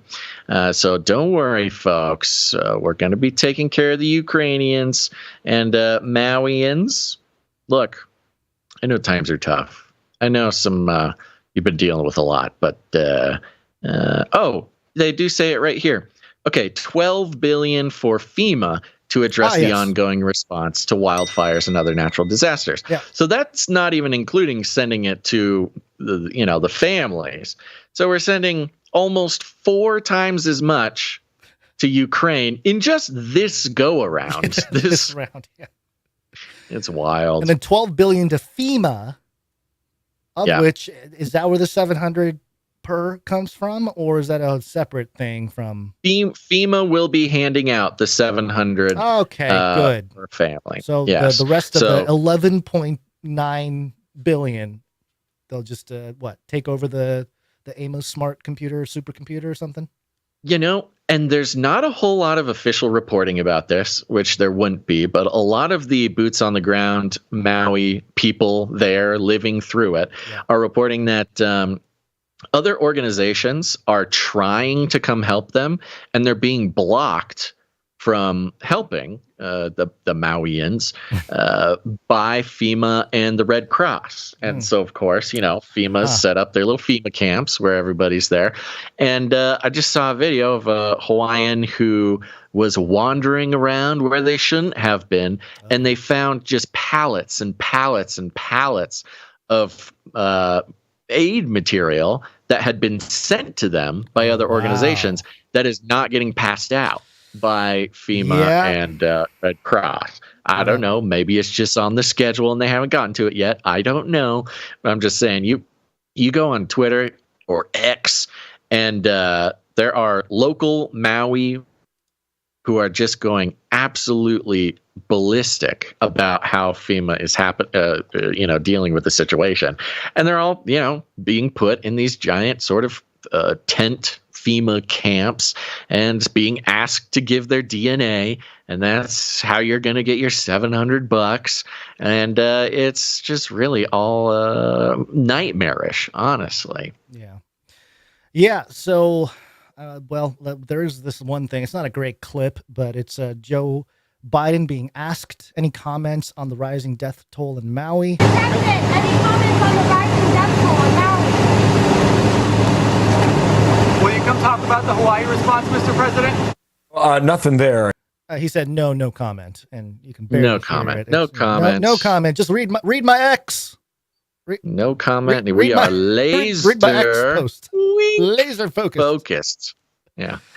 Horrible. All right. Well, there you go. We're going to continue to pray for the Mauians. I don't know what they're called. I'm sorry. Somebody can educate me on that if I'm not getting it right. But we got you in our prayers. And if we have any producers out there on the islands and you have any information that you'd like us to know, or any whatever videos, just whatever, hit us up. Send us an email, canarycryradio@gmail.com. I got some a little off topic, but it's kind of fun. Okay. This is coming from a website called The Hustle, thehustle.co. And it's sort of a newsletter type outlet here. And they have a fun headline that caught my eyes. And for some reason, this website has so many tracking things on it that it's getting blocked. Okay, there we go. The headline: podcasting has a big money problem. Yeah, you're telling me, The Hustle. Man, podcasting has a big money problem. Where's the... Okay, continue. I'm not going to ask questions. I'll just listen. This is fun. Don't worry. It's just pretty... in here. Podcasts are more popular than ever. Among listeners, anyway. For many creators and production companies, it sure doesn't feel that way. The money that sustains their shows has slowed to a halt. Oh no! The money on the podcasts. What's going on? It says the last decade or so has been a golden age for podcasting. I love how they're calling it a golden age of podcasting when it's really just like podcasts, got invented. Yeah, it's only been, 20 years?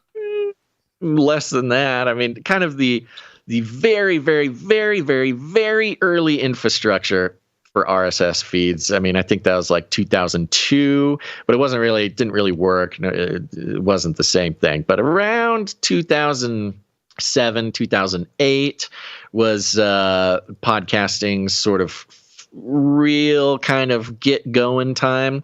And then, of course, didn't really catch on until nobody knew what a podcast was until about 2015. But anyways, it's the golden age for podcasting. Shows like Serial popularized the medium and took it mainstream. Today, 64% of Americans say they're podcast listeners. That's a lot of people. This listening boom saw media companies invested $1 billion in podcast acquisitions and celebrity deals. Gotta love a celebrity deal. That's including the Prince Harry podcast and Meghan Markle, who they didn't even do the podcast. They had producers go out and interview people, and then they spliced in the answers from their interviewees with later recorded tracks of Meghan Markle asking the questions. She didn't even do the interviews. It was a nightmare. But this year, those investments have scaled back hard. The investments, oh no, the investments gone. In March, layoffs at NPR led to the cancellation of 4 popular podcasts. Oh no. In June, Spotify laid off 200 employees from its podcast division, shuttering some of its major shows. Oh, they're dropping like flies, Gons. The podcasts. This month, SiriusXM will officially shut down its once popular podcast player, Stitcher. And this is a good opportunity to remind all of the people who listen to this show on Stitcher that Stitcher is shutting down. You're going to need to find another podcast app to listen to the show. Maybe we'll start giving some recommendations one of these days. But keep an ear out, Stitcher. You got to listen to us other places. Now, here's a fun part. Where did things go wrong, Gons? Where do you think things went wrong? Put simply, it says, advertisers are no longer footing the bill. Dun, dun, dun. Yeah, it turns out with the advertising model, sure, your listeners don't have to think about it or get involved or produce your show. You just play an advertisement, but you can have more listeners than you've ever had, and the advertisers can just say no, and then your show gets shuttered. The monetization model for most podcasts took, I like they say most. The monetization model for most podcasts took power away from their listeners. Hey. That's what we say we're not going to do. That's right. Mainstream reporting on how advertising model took power away from listeners. They have very, very, very popular shows that they have had to shut down because of advertising dollars drying up. It didn't even occur to them to try the value for value model. They're like, nope, no ads, no show. With shows distributed for free, fans haven't been the ones exchanging money to keep their favorite shows going. That'd be corporations and advertisers. Yeah, look at that. Isn't this funny? Now, that market is in a state of correction. Oh, it's correct. I love the language. It's not, an apocalypse of podcasters. It is a state of correction, as if to say that it was incorrect before. How corporations and advertisers were the ones taking power away from listeners and keeping shows going. One of the with things, a recession. Before you go on real quick. Sure. The whole idea that corporations and advertisers are the only ones that are keeping podcasts afloat, that is a form of necrocapitalism. That's right. Exactly. We're watching it. Los caminos de Capitalism. Necrocapitalism. Profiteers of death. That's right. Necrocapitalism coming to a podcast player near you. With a recession looming over the past year, advertising budgets have been among the first to go for companies looking to curb spending. The podcast industry has watched that happen in real time this year. Real time, Gons. And now, good. It's no secret. We've also seen quite the decline in producership, where we are alive, and that's apparently a huge victory. Like a miracle over over all these other corporate podcasts and their advertising monetization. But as recession happens and value for value producership goes down.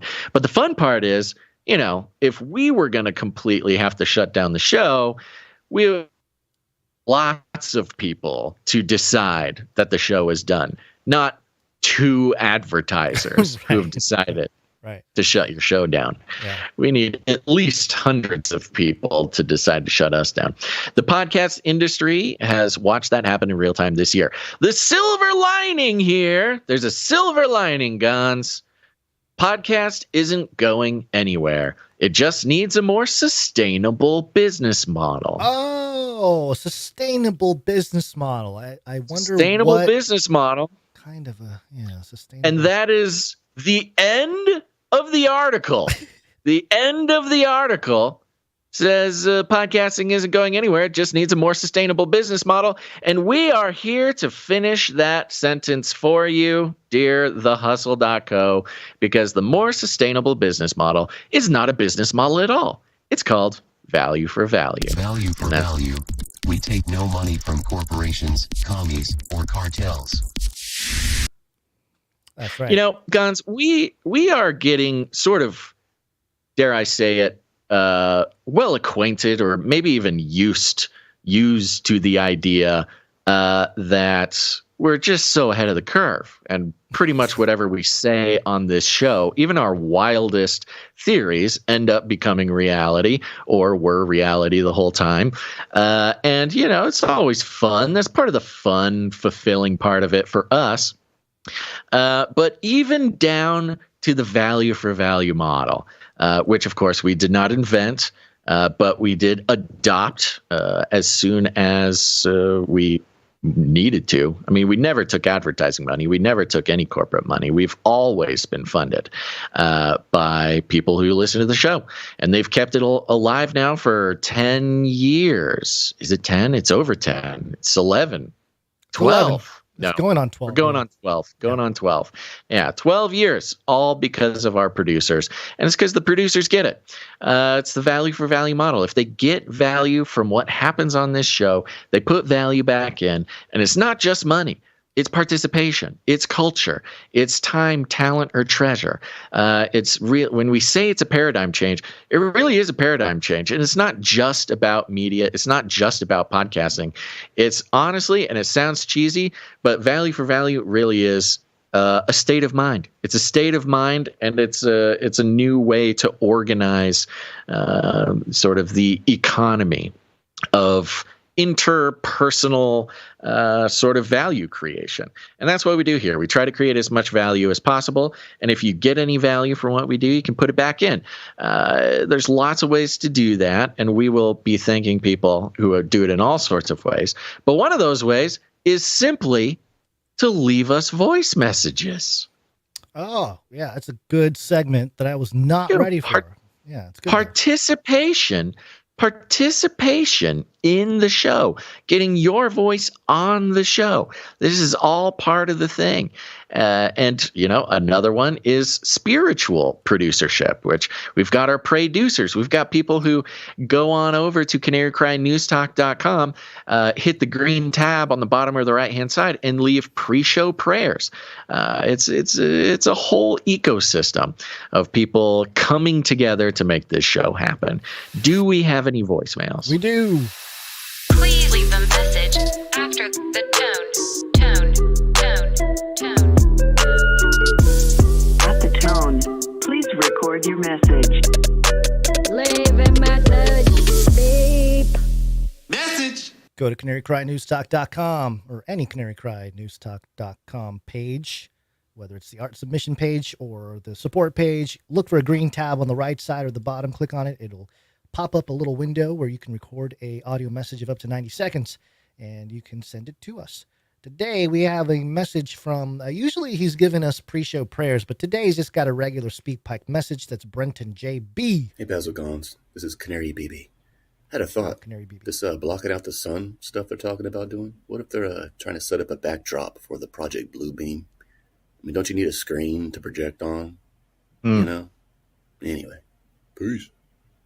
Totally. Yeah, I think that's a great, we can even tie that into the eco-terrorism, whether it's chemtrails, geoengineering, which is now unofficial White House bullet point, used to be crazy conspiracy theorists talking about geoengineering. Now it's released in, White House memos all the time. Also the eco-terrorism when it comes to the plastic factory, the recycling factory, putting particulates into the air, a lot of climate change, block out the sun type of stuff. I think all of that could be creating like a worldwide sort of hologram medium just in the air. You need particulates to project blue beam the aliens into the sky, project holograms wherever. And if you get enough plastics factories burning, you get enough chemtrails, you get enough geoengineering going, you got enough particulates to pretty much broadcast a hologram anywhere in the world. That's a pretty good connection. Yeah. Well, and plus the the plastic conversation, the microplastics conversation, just because you brought it up on the offshoot there. We didn't do the story, but New York Post had a story: microplastics found in human hearts for first time. Alarming new study finds. So microplastics are everywhere, and maybe it's kind of like that. There's a symbiosis or synthesis that creates the mind control, where it's like, oh, I'm seeing the aliens, and then all the nanoplastics in your body starts to flicker or something like that, and then it makes the nanobots fire up here. It's a sort of full spectrum dominance type of situation, right? A full submission to the beast system, right. So it makes sense. Thank you for that. Thanks for the Canary message. BB. I guess Canary BB. I need to clarify that his name is Canary BB. Well, we just got to write down these names. I saw Canary BB in the chat earlier. All right. Thank you very much, Canary BB. Okay. Let's see here. We already thanked our executive producer at the top of the show. Thank you very much, Felicia D. We got a few more people. Short list. Don't worry. You don't need to skip forward too much there, podcast listeners. Short list, but we're very grateful for all these producers who decided, you know what? I do get value from this show, and I want to live virtuously if I believe that value should be rewarded with value, and I want to do my job to participate in the continuation of my favorite podcast. I'll get involved. And these people sent in some cold, hard fiat currency for us, and we appreciate that very much. I'm just going to start. Yeah, okay. This next group of people came in above the $7.77 mark. Okay. And let's just go ahead and thank them, Gon. Starting with Malik W. came in. Malik W. Thank you very much. Yeah. Nice round number, which means we won't disclose it, but he is on a 6-episode streak. Woo! He's on fire. Yeah. All right, Malik. Malik, you're on fire, buddy. Yep. Thank you very much. Next, we have Sir Ike comes in. Let me get Ike. Yeah, Sir Ike popping in saying hi. Sir Ike, the tinfoil hat man, 6-string strummer of the East Ozark Highlands and keeper of the honking cobra chickens. Whew. Thank you, Sir Ike. Comes in for $7.77 plus fees. And a little note here. Says, this is a special birthday switcheroo for my sidekick and partner in the supply drop. Oh, yes, a reminder. If somebody doesn't know, Sir Ike is the master of the supply drop and makes it all happen. And if things don't happen or take a while to happen, it's usually my fault, which is the case right now. Don't worry, folks. The supply drop is still on its way, manufacturing. It's my fault, not Sir Ike's. But yes, back to his note. This is a special birthday switcheroo for my sidekick and partner in the supply drop, Aloha. Aloha. It's spelled aloha, but pronounced aloha, who is turning 8. Hey. Ooh, that's a young producer. Look at that, folks. Happy birthday to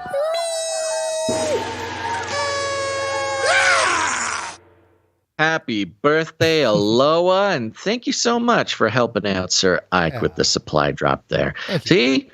Keep that in mind, supply droppers. Not only are those supply drops being put together by real Canarians, but also child labor laws aren't being respected. Careful. Yeah, sure. You can work for family. You can work for family for as young as you want. That's actually a tax write-off. So happy birthday to Aloha, and congrats to Sir Ike there. Please count this towards her future damehood. Hey. Without her by my side and the supply drop, it wouldn't be possible.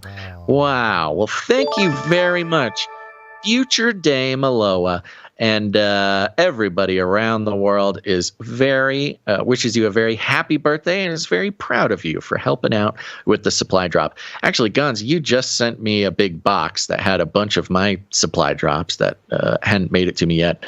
And it's just the coolest thing in the world. I just sat there for like an hour going through each and every little item that I had seen digitally, but had not actually held in my hands. And I forgot. We make some really cool and funny stuff for the supply drop. We do. It's great stuff.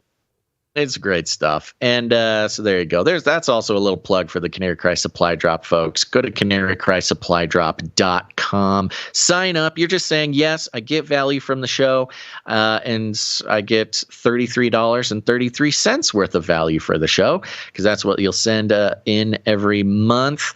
Keeps us going. If it wasn't for the supply droppers and the T-shirt council, we would be doomed. We would have gone the way of Stitcher and popular NPR shows. It's kind of scary, when they start falling off. The bigger the big ones start to fall, you're kind of like, whoa, looking around like, hey. Yeah.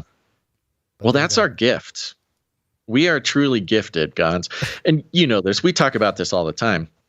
But just to say it out loud on the show, we get people telling us all the time, and it's very flattering, where they say, I cannot believe that you don't have, 700 million YouTube subscribers. I cannot believe that you don't have, whatever, a gazillion Twitter followers, this kind of stuff. We're fairly modestly quantified as if those are your metrics. Sure. They don't see all the numbers, but people say it all the time. And you and I, we talk about, how should we go full Joe Rogan? Let's go. Let's become the most popular Order the podcast in the creatine. world. Yeah. Before we come to terms with the reality that we are like a niche within a niche within a niche within a niche as far as our content goes. And there's probably, I don't know, a very small number of people who fit into that niche. But we have come to the conclusion many times that our modest sort of success is a huge blessing, because you get too big and things just start getting wonky. It gets wacky and weird. We like to just be Really slow and wacky. steady, baby. Like slow and steady, taking it easy. Not a lot of podcasts, even the most popular ones, don't make it 11 years, almost 12 years. So that's all because of the producers. Thank you, Sir Ike, and thank you, future Dame Aloha, birthday girl. Thank you very much. Okay, we did Malik. Next up, we got Sir LX Protocol V2, Night of the Berean Protocol. Came in for $7.77. He's on a 203 episode streak. Oh yeah, Streakalicious. Streakalicious. No note. Thank you very much, Sir LX Protocol. Thank you. Next up, we got Sir Casey the Shield Knight. Comes in for $7.77 with fees, and is on a 332 episode streak. Oh yeah, Streakalicious. So close to that 333. It's hard to handle. Thank you, Sir Casey. You did send in a note here. It says producer updates. Why don't we hit that? Producers, assemble!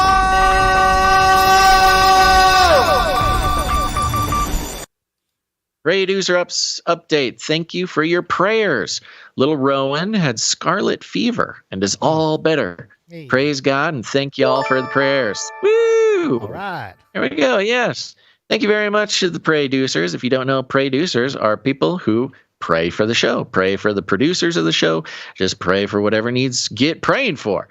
And little Rowan was having a hard time, but is feeling all better now. Just a little scarlet fever. Thank you very much, Sir Casey the Shield Knight. We're so happy to hear it. Yep. Shoo, hallelujah. And that's it. Just those four for the $7.77 mark and over. Pretty consistently 777 today. We got a few who came in under that mark, and we'll thank them real quick. Okay. Starting with producer Veronica D. 293 episodes in a row. Wow. Up there.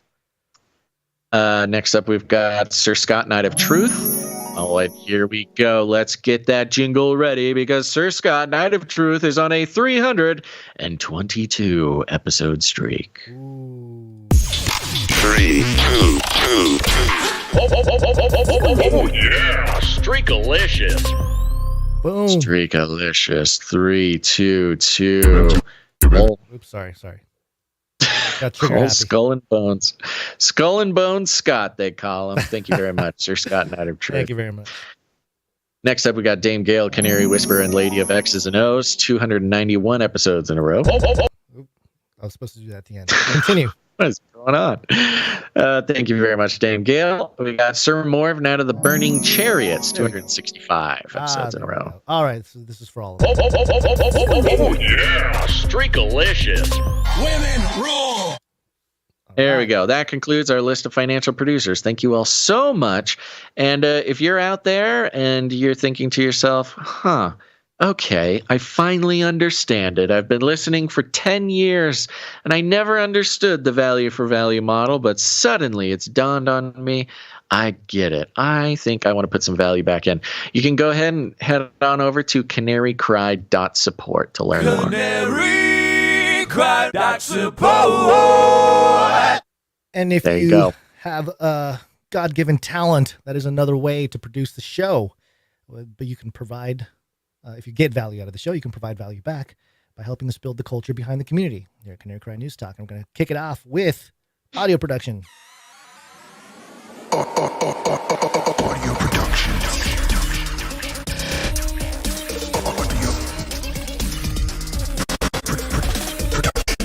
First one here is from Jonathan F.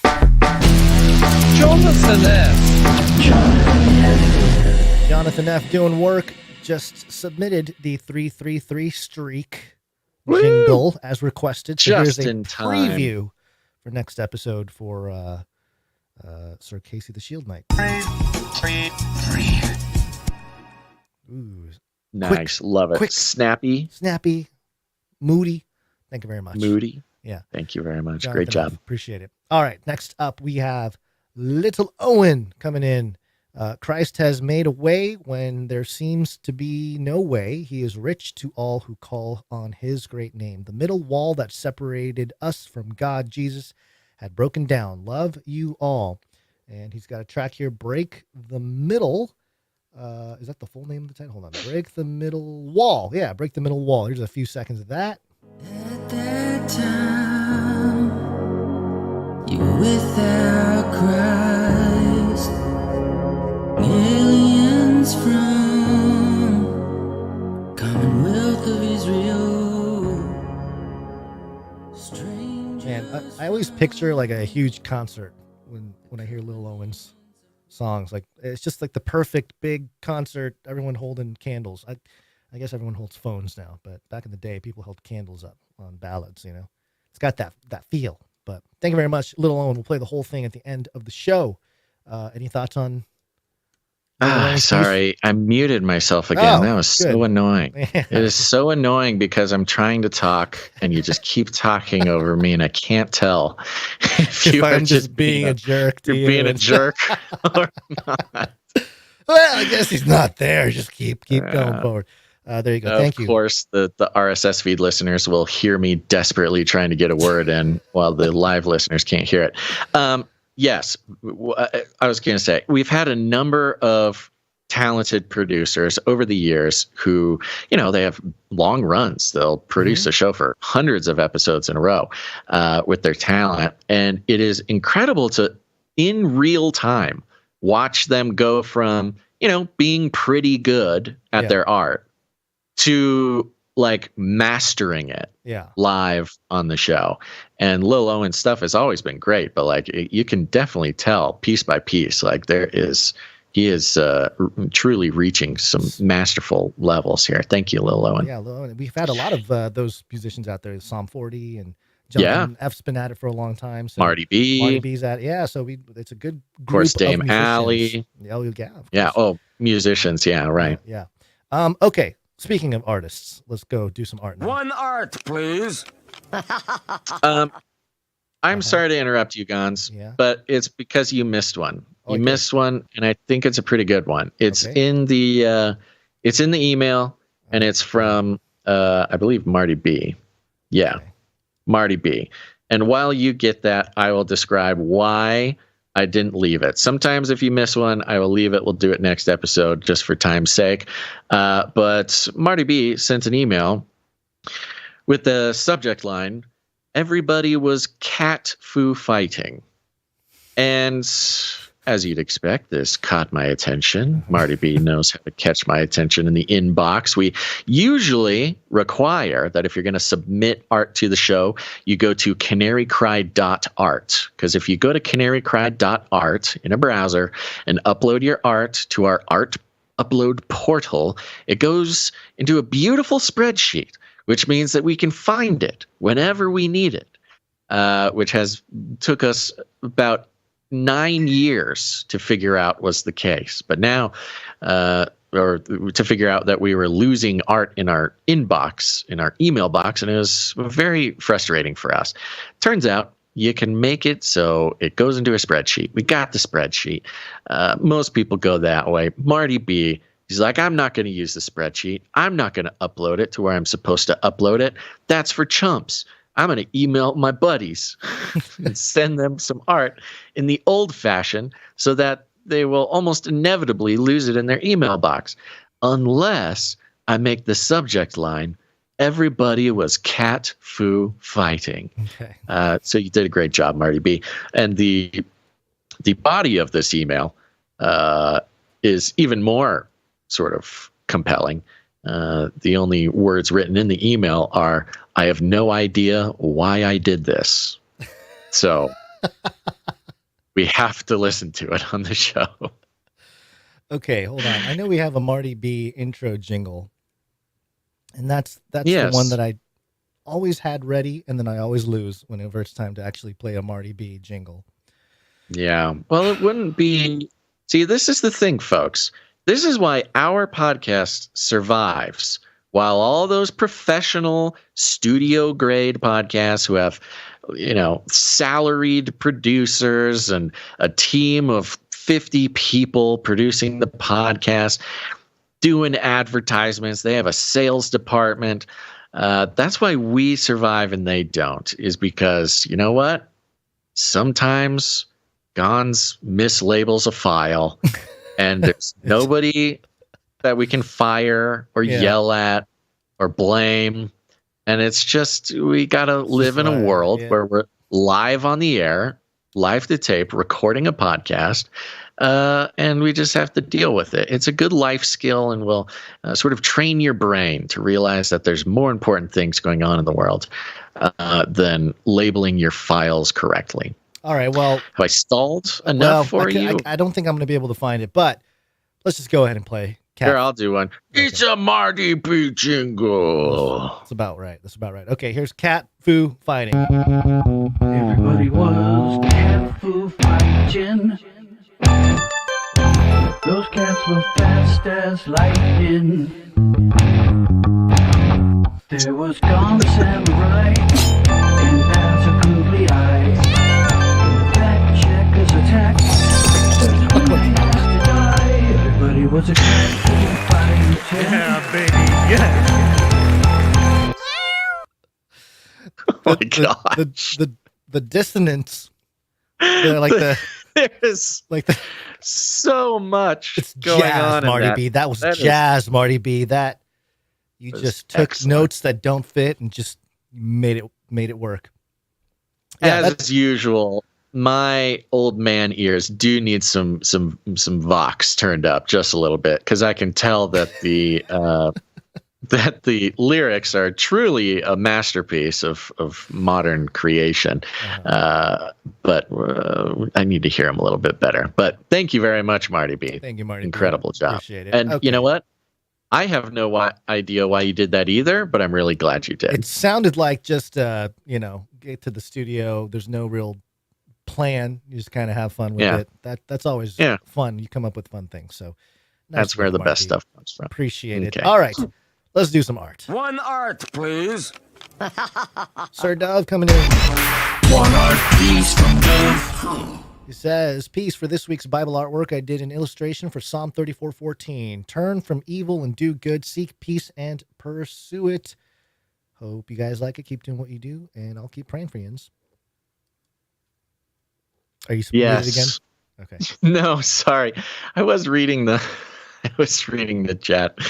Marty B's in the chat. He had some things to say, but sorry. Who are we doing? We're doing Sir Dove? Yeah, Sir Dove. Yeah, this whole. Yeah, Sir Dove. Thank you very much, Sir Dove. And this is me stalling for myself because I also misplaced something, but I have it now.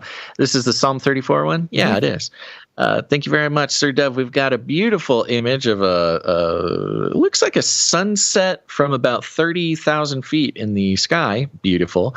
Sort of a gradient from blue to a deep fire orange back down to a purple.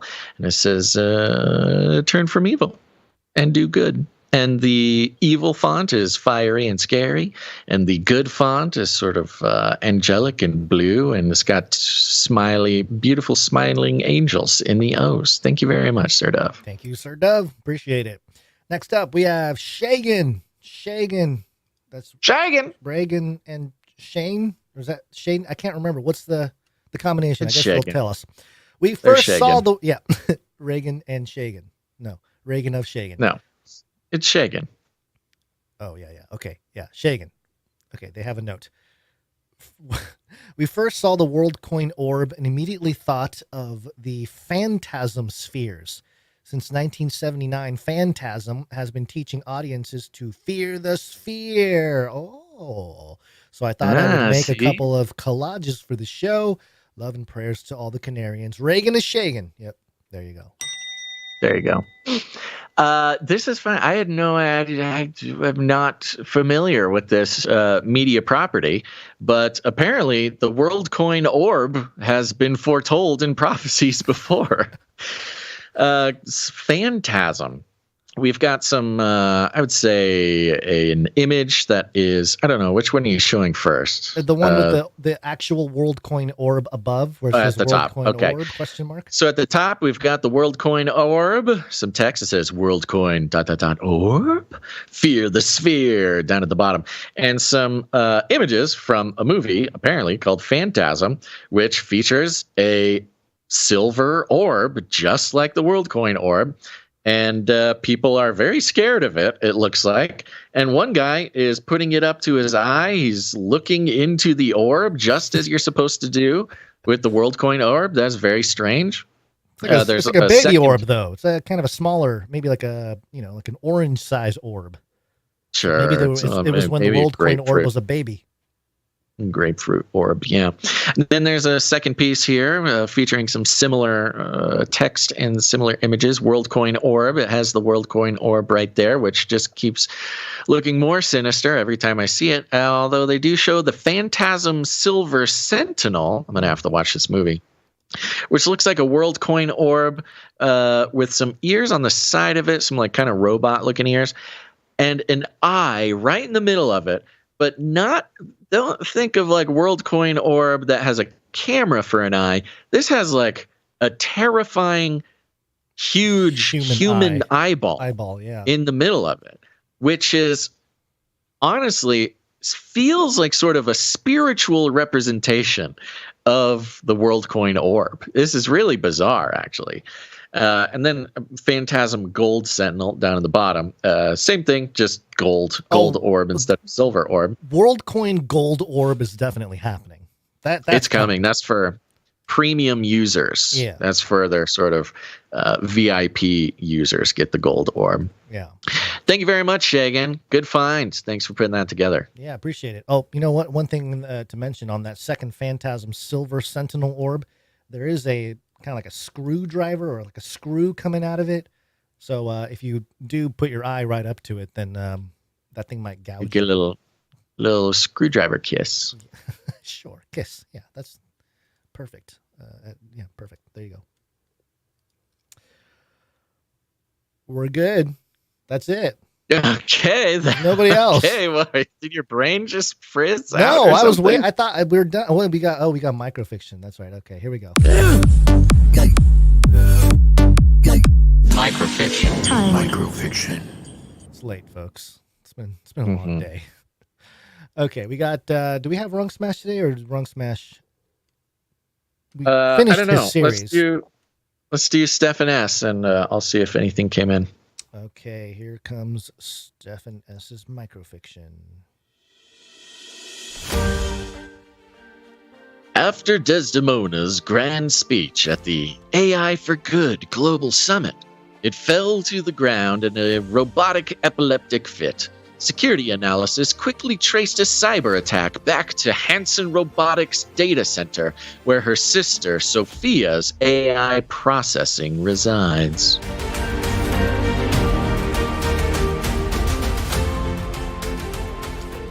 Yeah, the cyber pandemic might just be robots fighting in cyberspace and spilling spilling into the physical world. That's a good point. Oh, yeah. Is that what you got from that? That was pretty, yeah.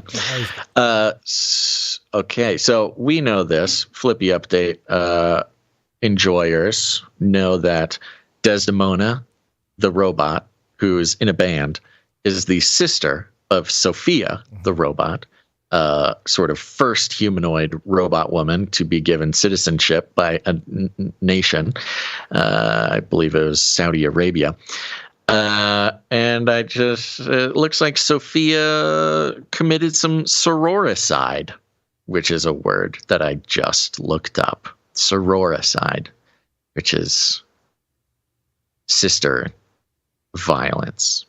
Thank you very much, Stefan S. Good to know. Good to know. I might bring that up later. Yeah. Conversations. Yeah, sororicide. Remember makes that one, sense. folks. Sorority.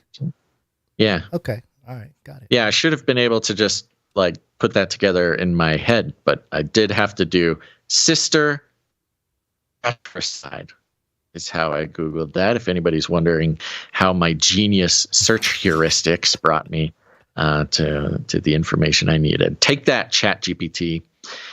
All right. I think that's it. Now, here's the thing, folks. Value for value. It's how the show has survived this long. It's how we are out surviving the big corporate sponsored podcasts. This is how we do it. And this is the paradigm shift that will at least assist in keeping the good stuff alive while the rest is burned away. If you get any value from the show, consider putting some value back in with your time, your talent, or your treasure. If you're a talented person and you want to help flesh out the culture here on Canary Cry, you can go to canarycry.art to upload your art. You can go to, if you have a article you'd like us to consider for the show, you can go to canarycry.report to send us that. And of course, as always, if you're looking for a way to help the show, you can head on over to canarycry.support. Yeah. Are we ready to wrap things up with the last story here? I'm ready. Let's do it. It's biblical. It's got to be biblical. All right, this last story is coming from Fox News. There's a couple headlines that covered it, but we'll take this one here. Bible comes to life as precious gems discovered for first time in Israel. Okay, and there's a long, 7-minute report video from Fox that covers the story, and that video is titled, "Family Claims They Fulfilled Bible Prophecy by Discovering Precious Gems in Israel." So I was curious what this was all about. Yeah, and the video, I'm sort of convinced, is basically a paid advertisement on Fox News. Yeah, it looks like a paid advertisement. There is some history with the gems or whatever. Well, I mean, it doesn't look like a paid advertisement. It looks like a news story, but sure. We know how almost certainly is a paid advertisement. Right. Acre Israel, a family-owned company, said it brought Bible verses to life after the Israeli government certified it as the first to discover precious gems in the Holy Land. The verse found in the book of Isaiah states that Israel's foundations will be laid with sapphires and its borders with precious stones. After the Taubes discovered various gems through its mining firm, the Israeli family launched a new company in 2022 to sell them. Quote, "I will lay your foundations with sapphire, and I'll make your widows of jasper and your gates of carbuncle stones, and all your borders of precious stone." Isaiah 54:11 through 12, the verse reads. Quote, "It is a promise of God to Israel," Holy Gems CEO Tali Shalem Taub told Fox News. Quote, "Why nobody ever tried to find them before, I don't know, but it's true." Holy Gems launched, this is the name of the company, is Holy Gems, launched after the Taubes mining company Shefa in Israel received permission to sell the gems it extracted near the northern Israeli city of Haifa. Its facility is located in the ancient city of Acre, where the company sorts the gems from soil and welcomes visitors to its showroom. The gems and minerals mined so far include natural moissanite, sapphire, ruby, garnet, hibonite, spinel, ilmenite, zircon, rutile, and even diamonds, though they aren't commercial grade. The crown jewel of the company is the caramel sapphire, also known as carmeltazite, which includes a mineral previously thought to only exist in space. Whoa! According to Shalem Taub. So space and Israel, the only place where the stone exists. At first, Shefa didn't know what the mineral was, so it sent a sample for identification to its then collaborator, Mercury University in Australia. Quote, they were the ones to discover that this gem is a conundrum with inclusions inside which are minerals that do not exist anywhere else in the world, Shalem Taub said, adding that the conditions needed for this gem are very specific. Quote, the scientists actually said that it was like a scientific proof of the uniqueness of the land itself. Quote, we totally recognize and connect with the holiness of this land, the history of this land, Shalem Taub said. We didn't know it was special also in terms of geology. The sapphire with various shades of blue and gray has a sky-like appearance. The gem only found in the Holy Land was chosen as the International Mineralogical Association's 2018 Mineral of the Year.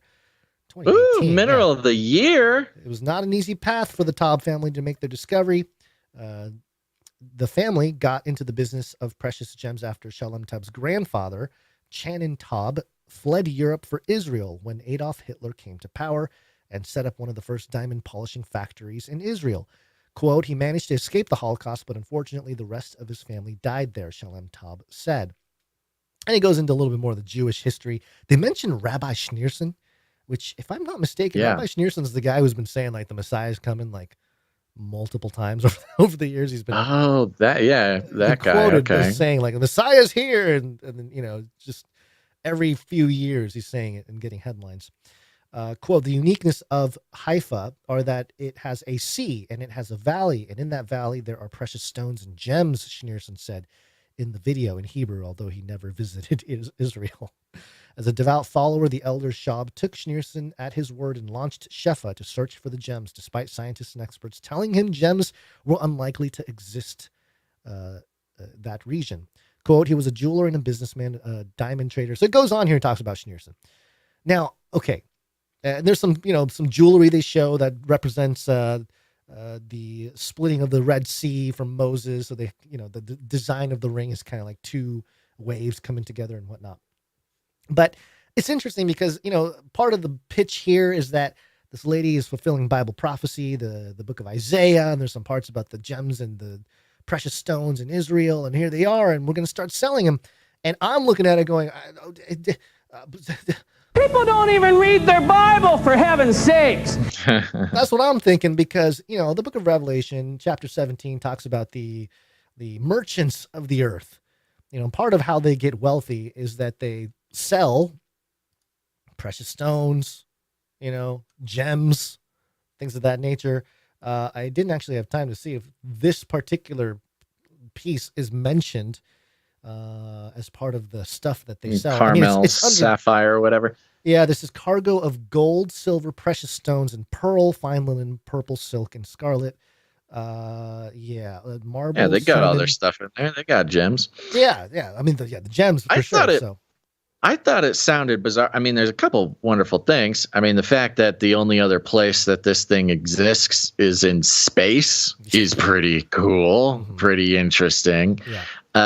I did do some poking around. I thought, surely this is not like the first company to find gems in Israel. I kind of figured that, like, everybody's got some sort of gems in their country. I didn't know they were like that rare. You'd have to go to some very specific parts of the world. Diamonds are kind of generally sort of found all over the place. Of course, some have more than others.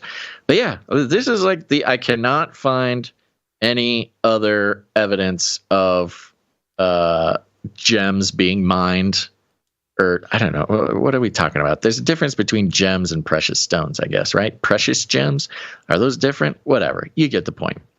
I cannot find any other evidence of Israel ever mining and selling precious gems.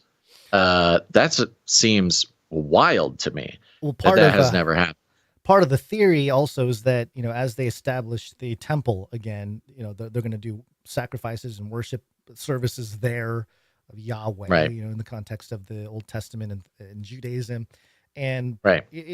Setting up the altar and all that. You need all the stuff. So, and then people come and they buy the stones as part of, hey, I'm going to take home a part of the temple or whatever. So it clearly states in Revelation 18:11 that merchants of the earth will weep and mourn. This is after it all goes down because there's no one left to buy their cargo, right? So I don't know, just an interesting foreshadowing maybe of where this is headed and what the land, the area of Israel and it's always been the center of attention when it comes to prophecy, especially since 1947. But in the context of what at least I've been looking at for many years, this idea that Mystery Babylon is eschatological Jerusalem. There's plenty of evidence to suggest that in the scriptures. In the context, turning Israel back into, not just back into, but as some kind of world capital, specifically Jerusalem. It's interesting, especially with the kind of conservative swing taking place in the United States and everyone talking about Judeo-Christian values and all that kind of stuff. Are Christians in America just going to go along with the reestablishment of certain Judaic traditions?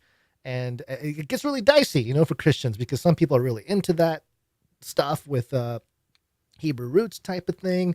But then, it was a core part of my evangelical upbringing was that exact thing. Right. I mean, that is American evangelicalism is at least for some, it was for me, almost centralized over the nation state of Israel in modern times. It's very interesting. Yeah, you're not allowed to question anything coming out of there. I cannot find a single other story about precious gems mining in Israel. It is all pages and pages about Shefa. Not a single other company named. Wow. That is bizarre. Yeah, well, there you go. Somebody has a monopoly over there.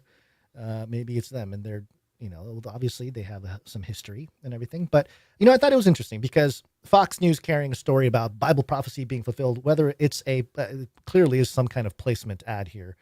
The company might have paid for a little bit of attention.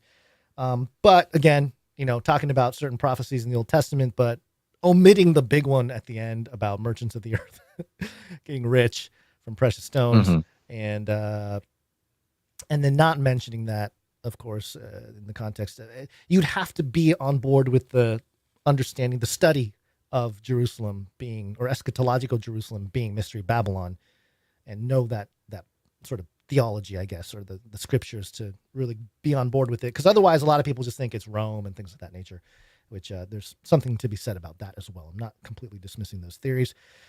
But there you go. Little Bible talk, little mainstream Bible talk. How does this shape Christian nationalism? How does it shape the evangelicals of America who are trying to hold on to traditional values as the progressive leftist Democrat Gavin Newsom's start to take over the country?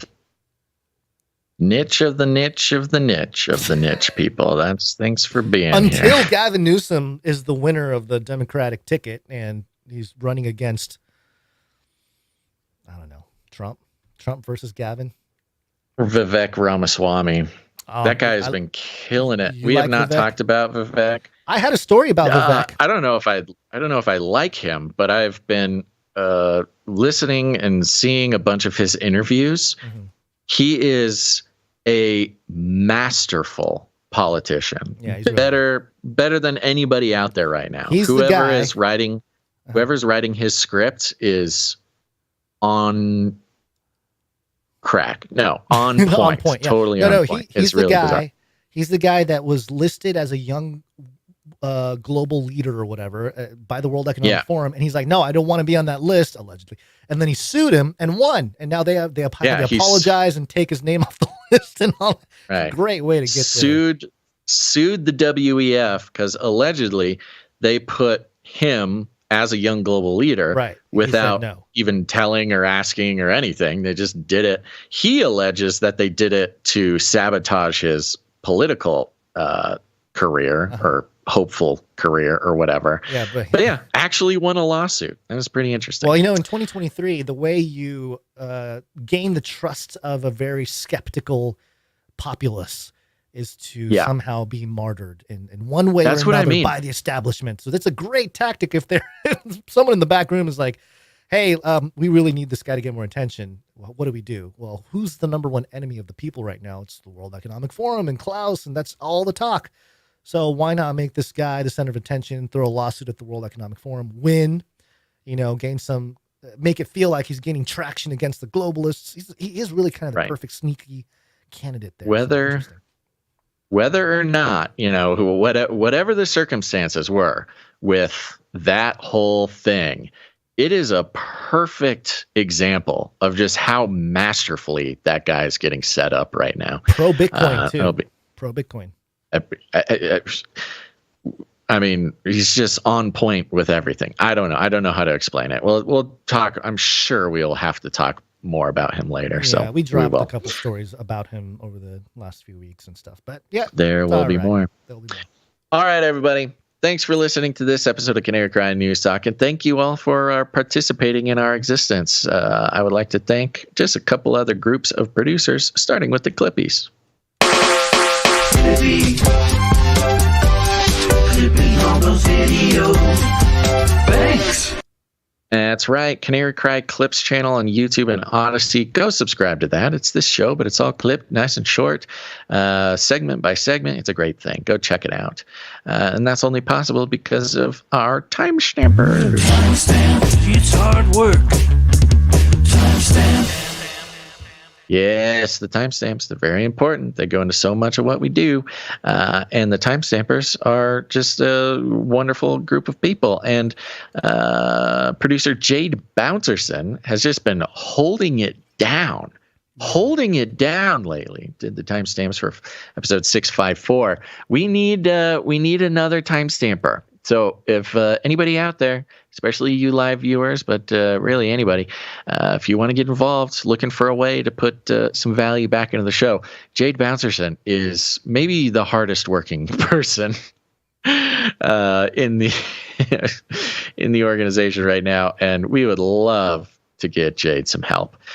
So if anybody out there wants a timestamp, it's easy, it's simple. But it is extremely important. Send us an email at canarycryradio@gmail.com. Thank you for everybody who sent us articles for us to take a look at, going over to canarycry.report.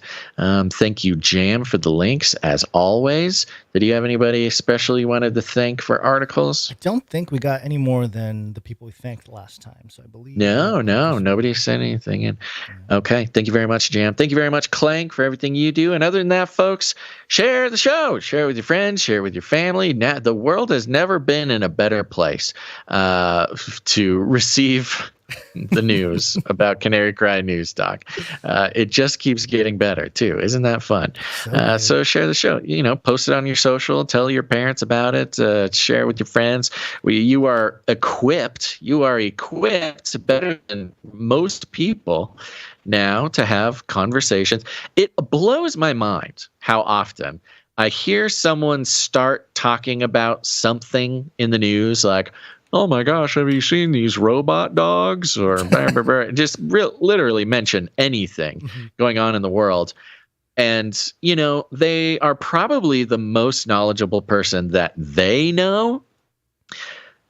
But it blows my mind how uninformed most people are.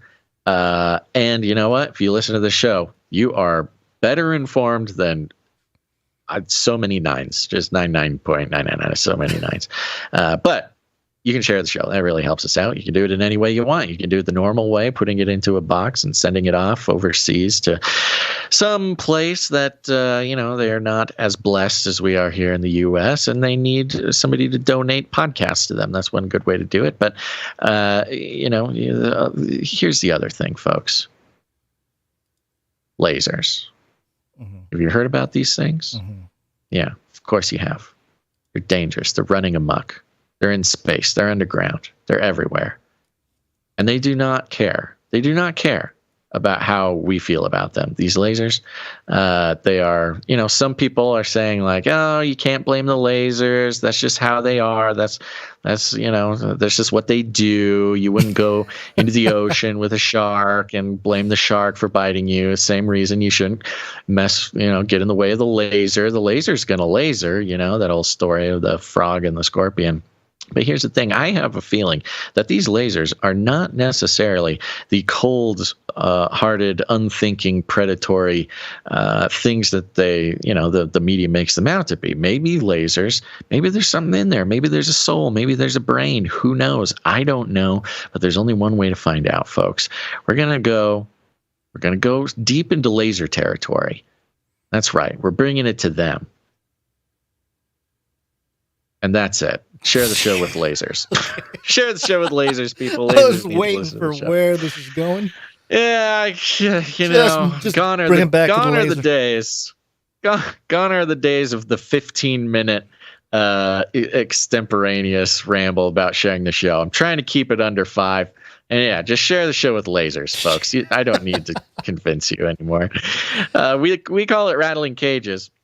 But if you need any more instructions, here's what you do. You just walk right up to him, you grab him by the cage, and then you shake it. The end of the world occurred pretty much as we had predicted. I want to shake things up, stir up some controversy, rattle a few cages. Hey, stop that! You'll never silence me. I'm the last angry man, a crusader for the little guy. Leave the bird alone. Never. Rattle a few cages. Rattle a few cages. The human race will have every opportunity to improve. And if they don't? Ask Noah. That's right. Just ask Noah. Gons, you got any last words? I think you're right that it is a great time to share the show because I had my brother-in-law, who's he's kind of just a normie. He texted me last week and said, I listened to your show. I was like, oh, really? Which episode? He's like, oh, the WorldCoin thing. And I was like, oh, yeah. Told him about how we've been tracking it for a while. And he's like, yeah. Things are getting so future-y. Oh. Like, yes, they are. Yeah, that's kind of the thing. Keep going thing. Forward, time and stuff. Things are getting future-y. People, so your normie friends and family, they're ready. They're ready to receive the show. They're ready. And they're freaked out, folks. You forget, because you're here, you're listening to the show, you're into this stuff. Most people out there, they're freaked out by it. So they don't like it. They don't like seeing the robots, hearing about the robots. They don't like the lasers. They don't like it. It makes them very uncomfortable. And that's the reason they should listen to this show, because we get comfortable with the things that are coming. We have not been taken by surprise by some wild world event in quite some time. Okay? And that's because we do this 3 times a week. So share with your normie friends. They need it. They're terrified. They need you. All right, everybody. Thanks for listening to this episode of Canary Cry News Talk. Tune in next time. But until then, think outside the cage. Remember, reality is an illusion. The universe is a hologram. Buy gold. Bye! At that time, you were without Christ. Aliens from Commonwealth of Israel, strangers from the covenants of promise, having no hope without God in the world. At that time, you were without Christ. Aliens from Commonwealth of Israel, strangers from the covenants of promise, having no hope without God in the world. But now in Christ, who is sometimes far off, only now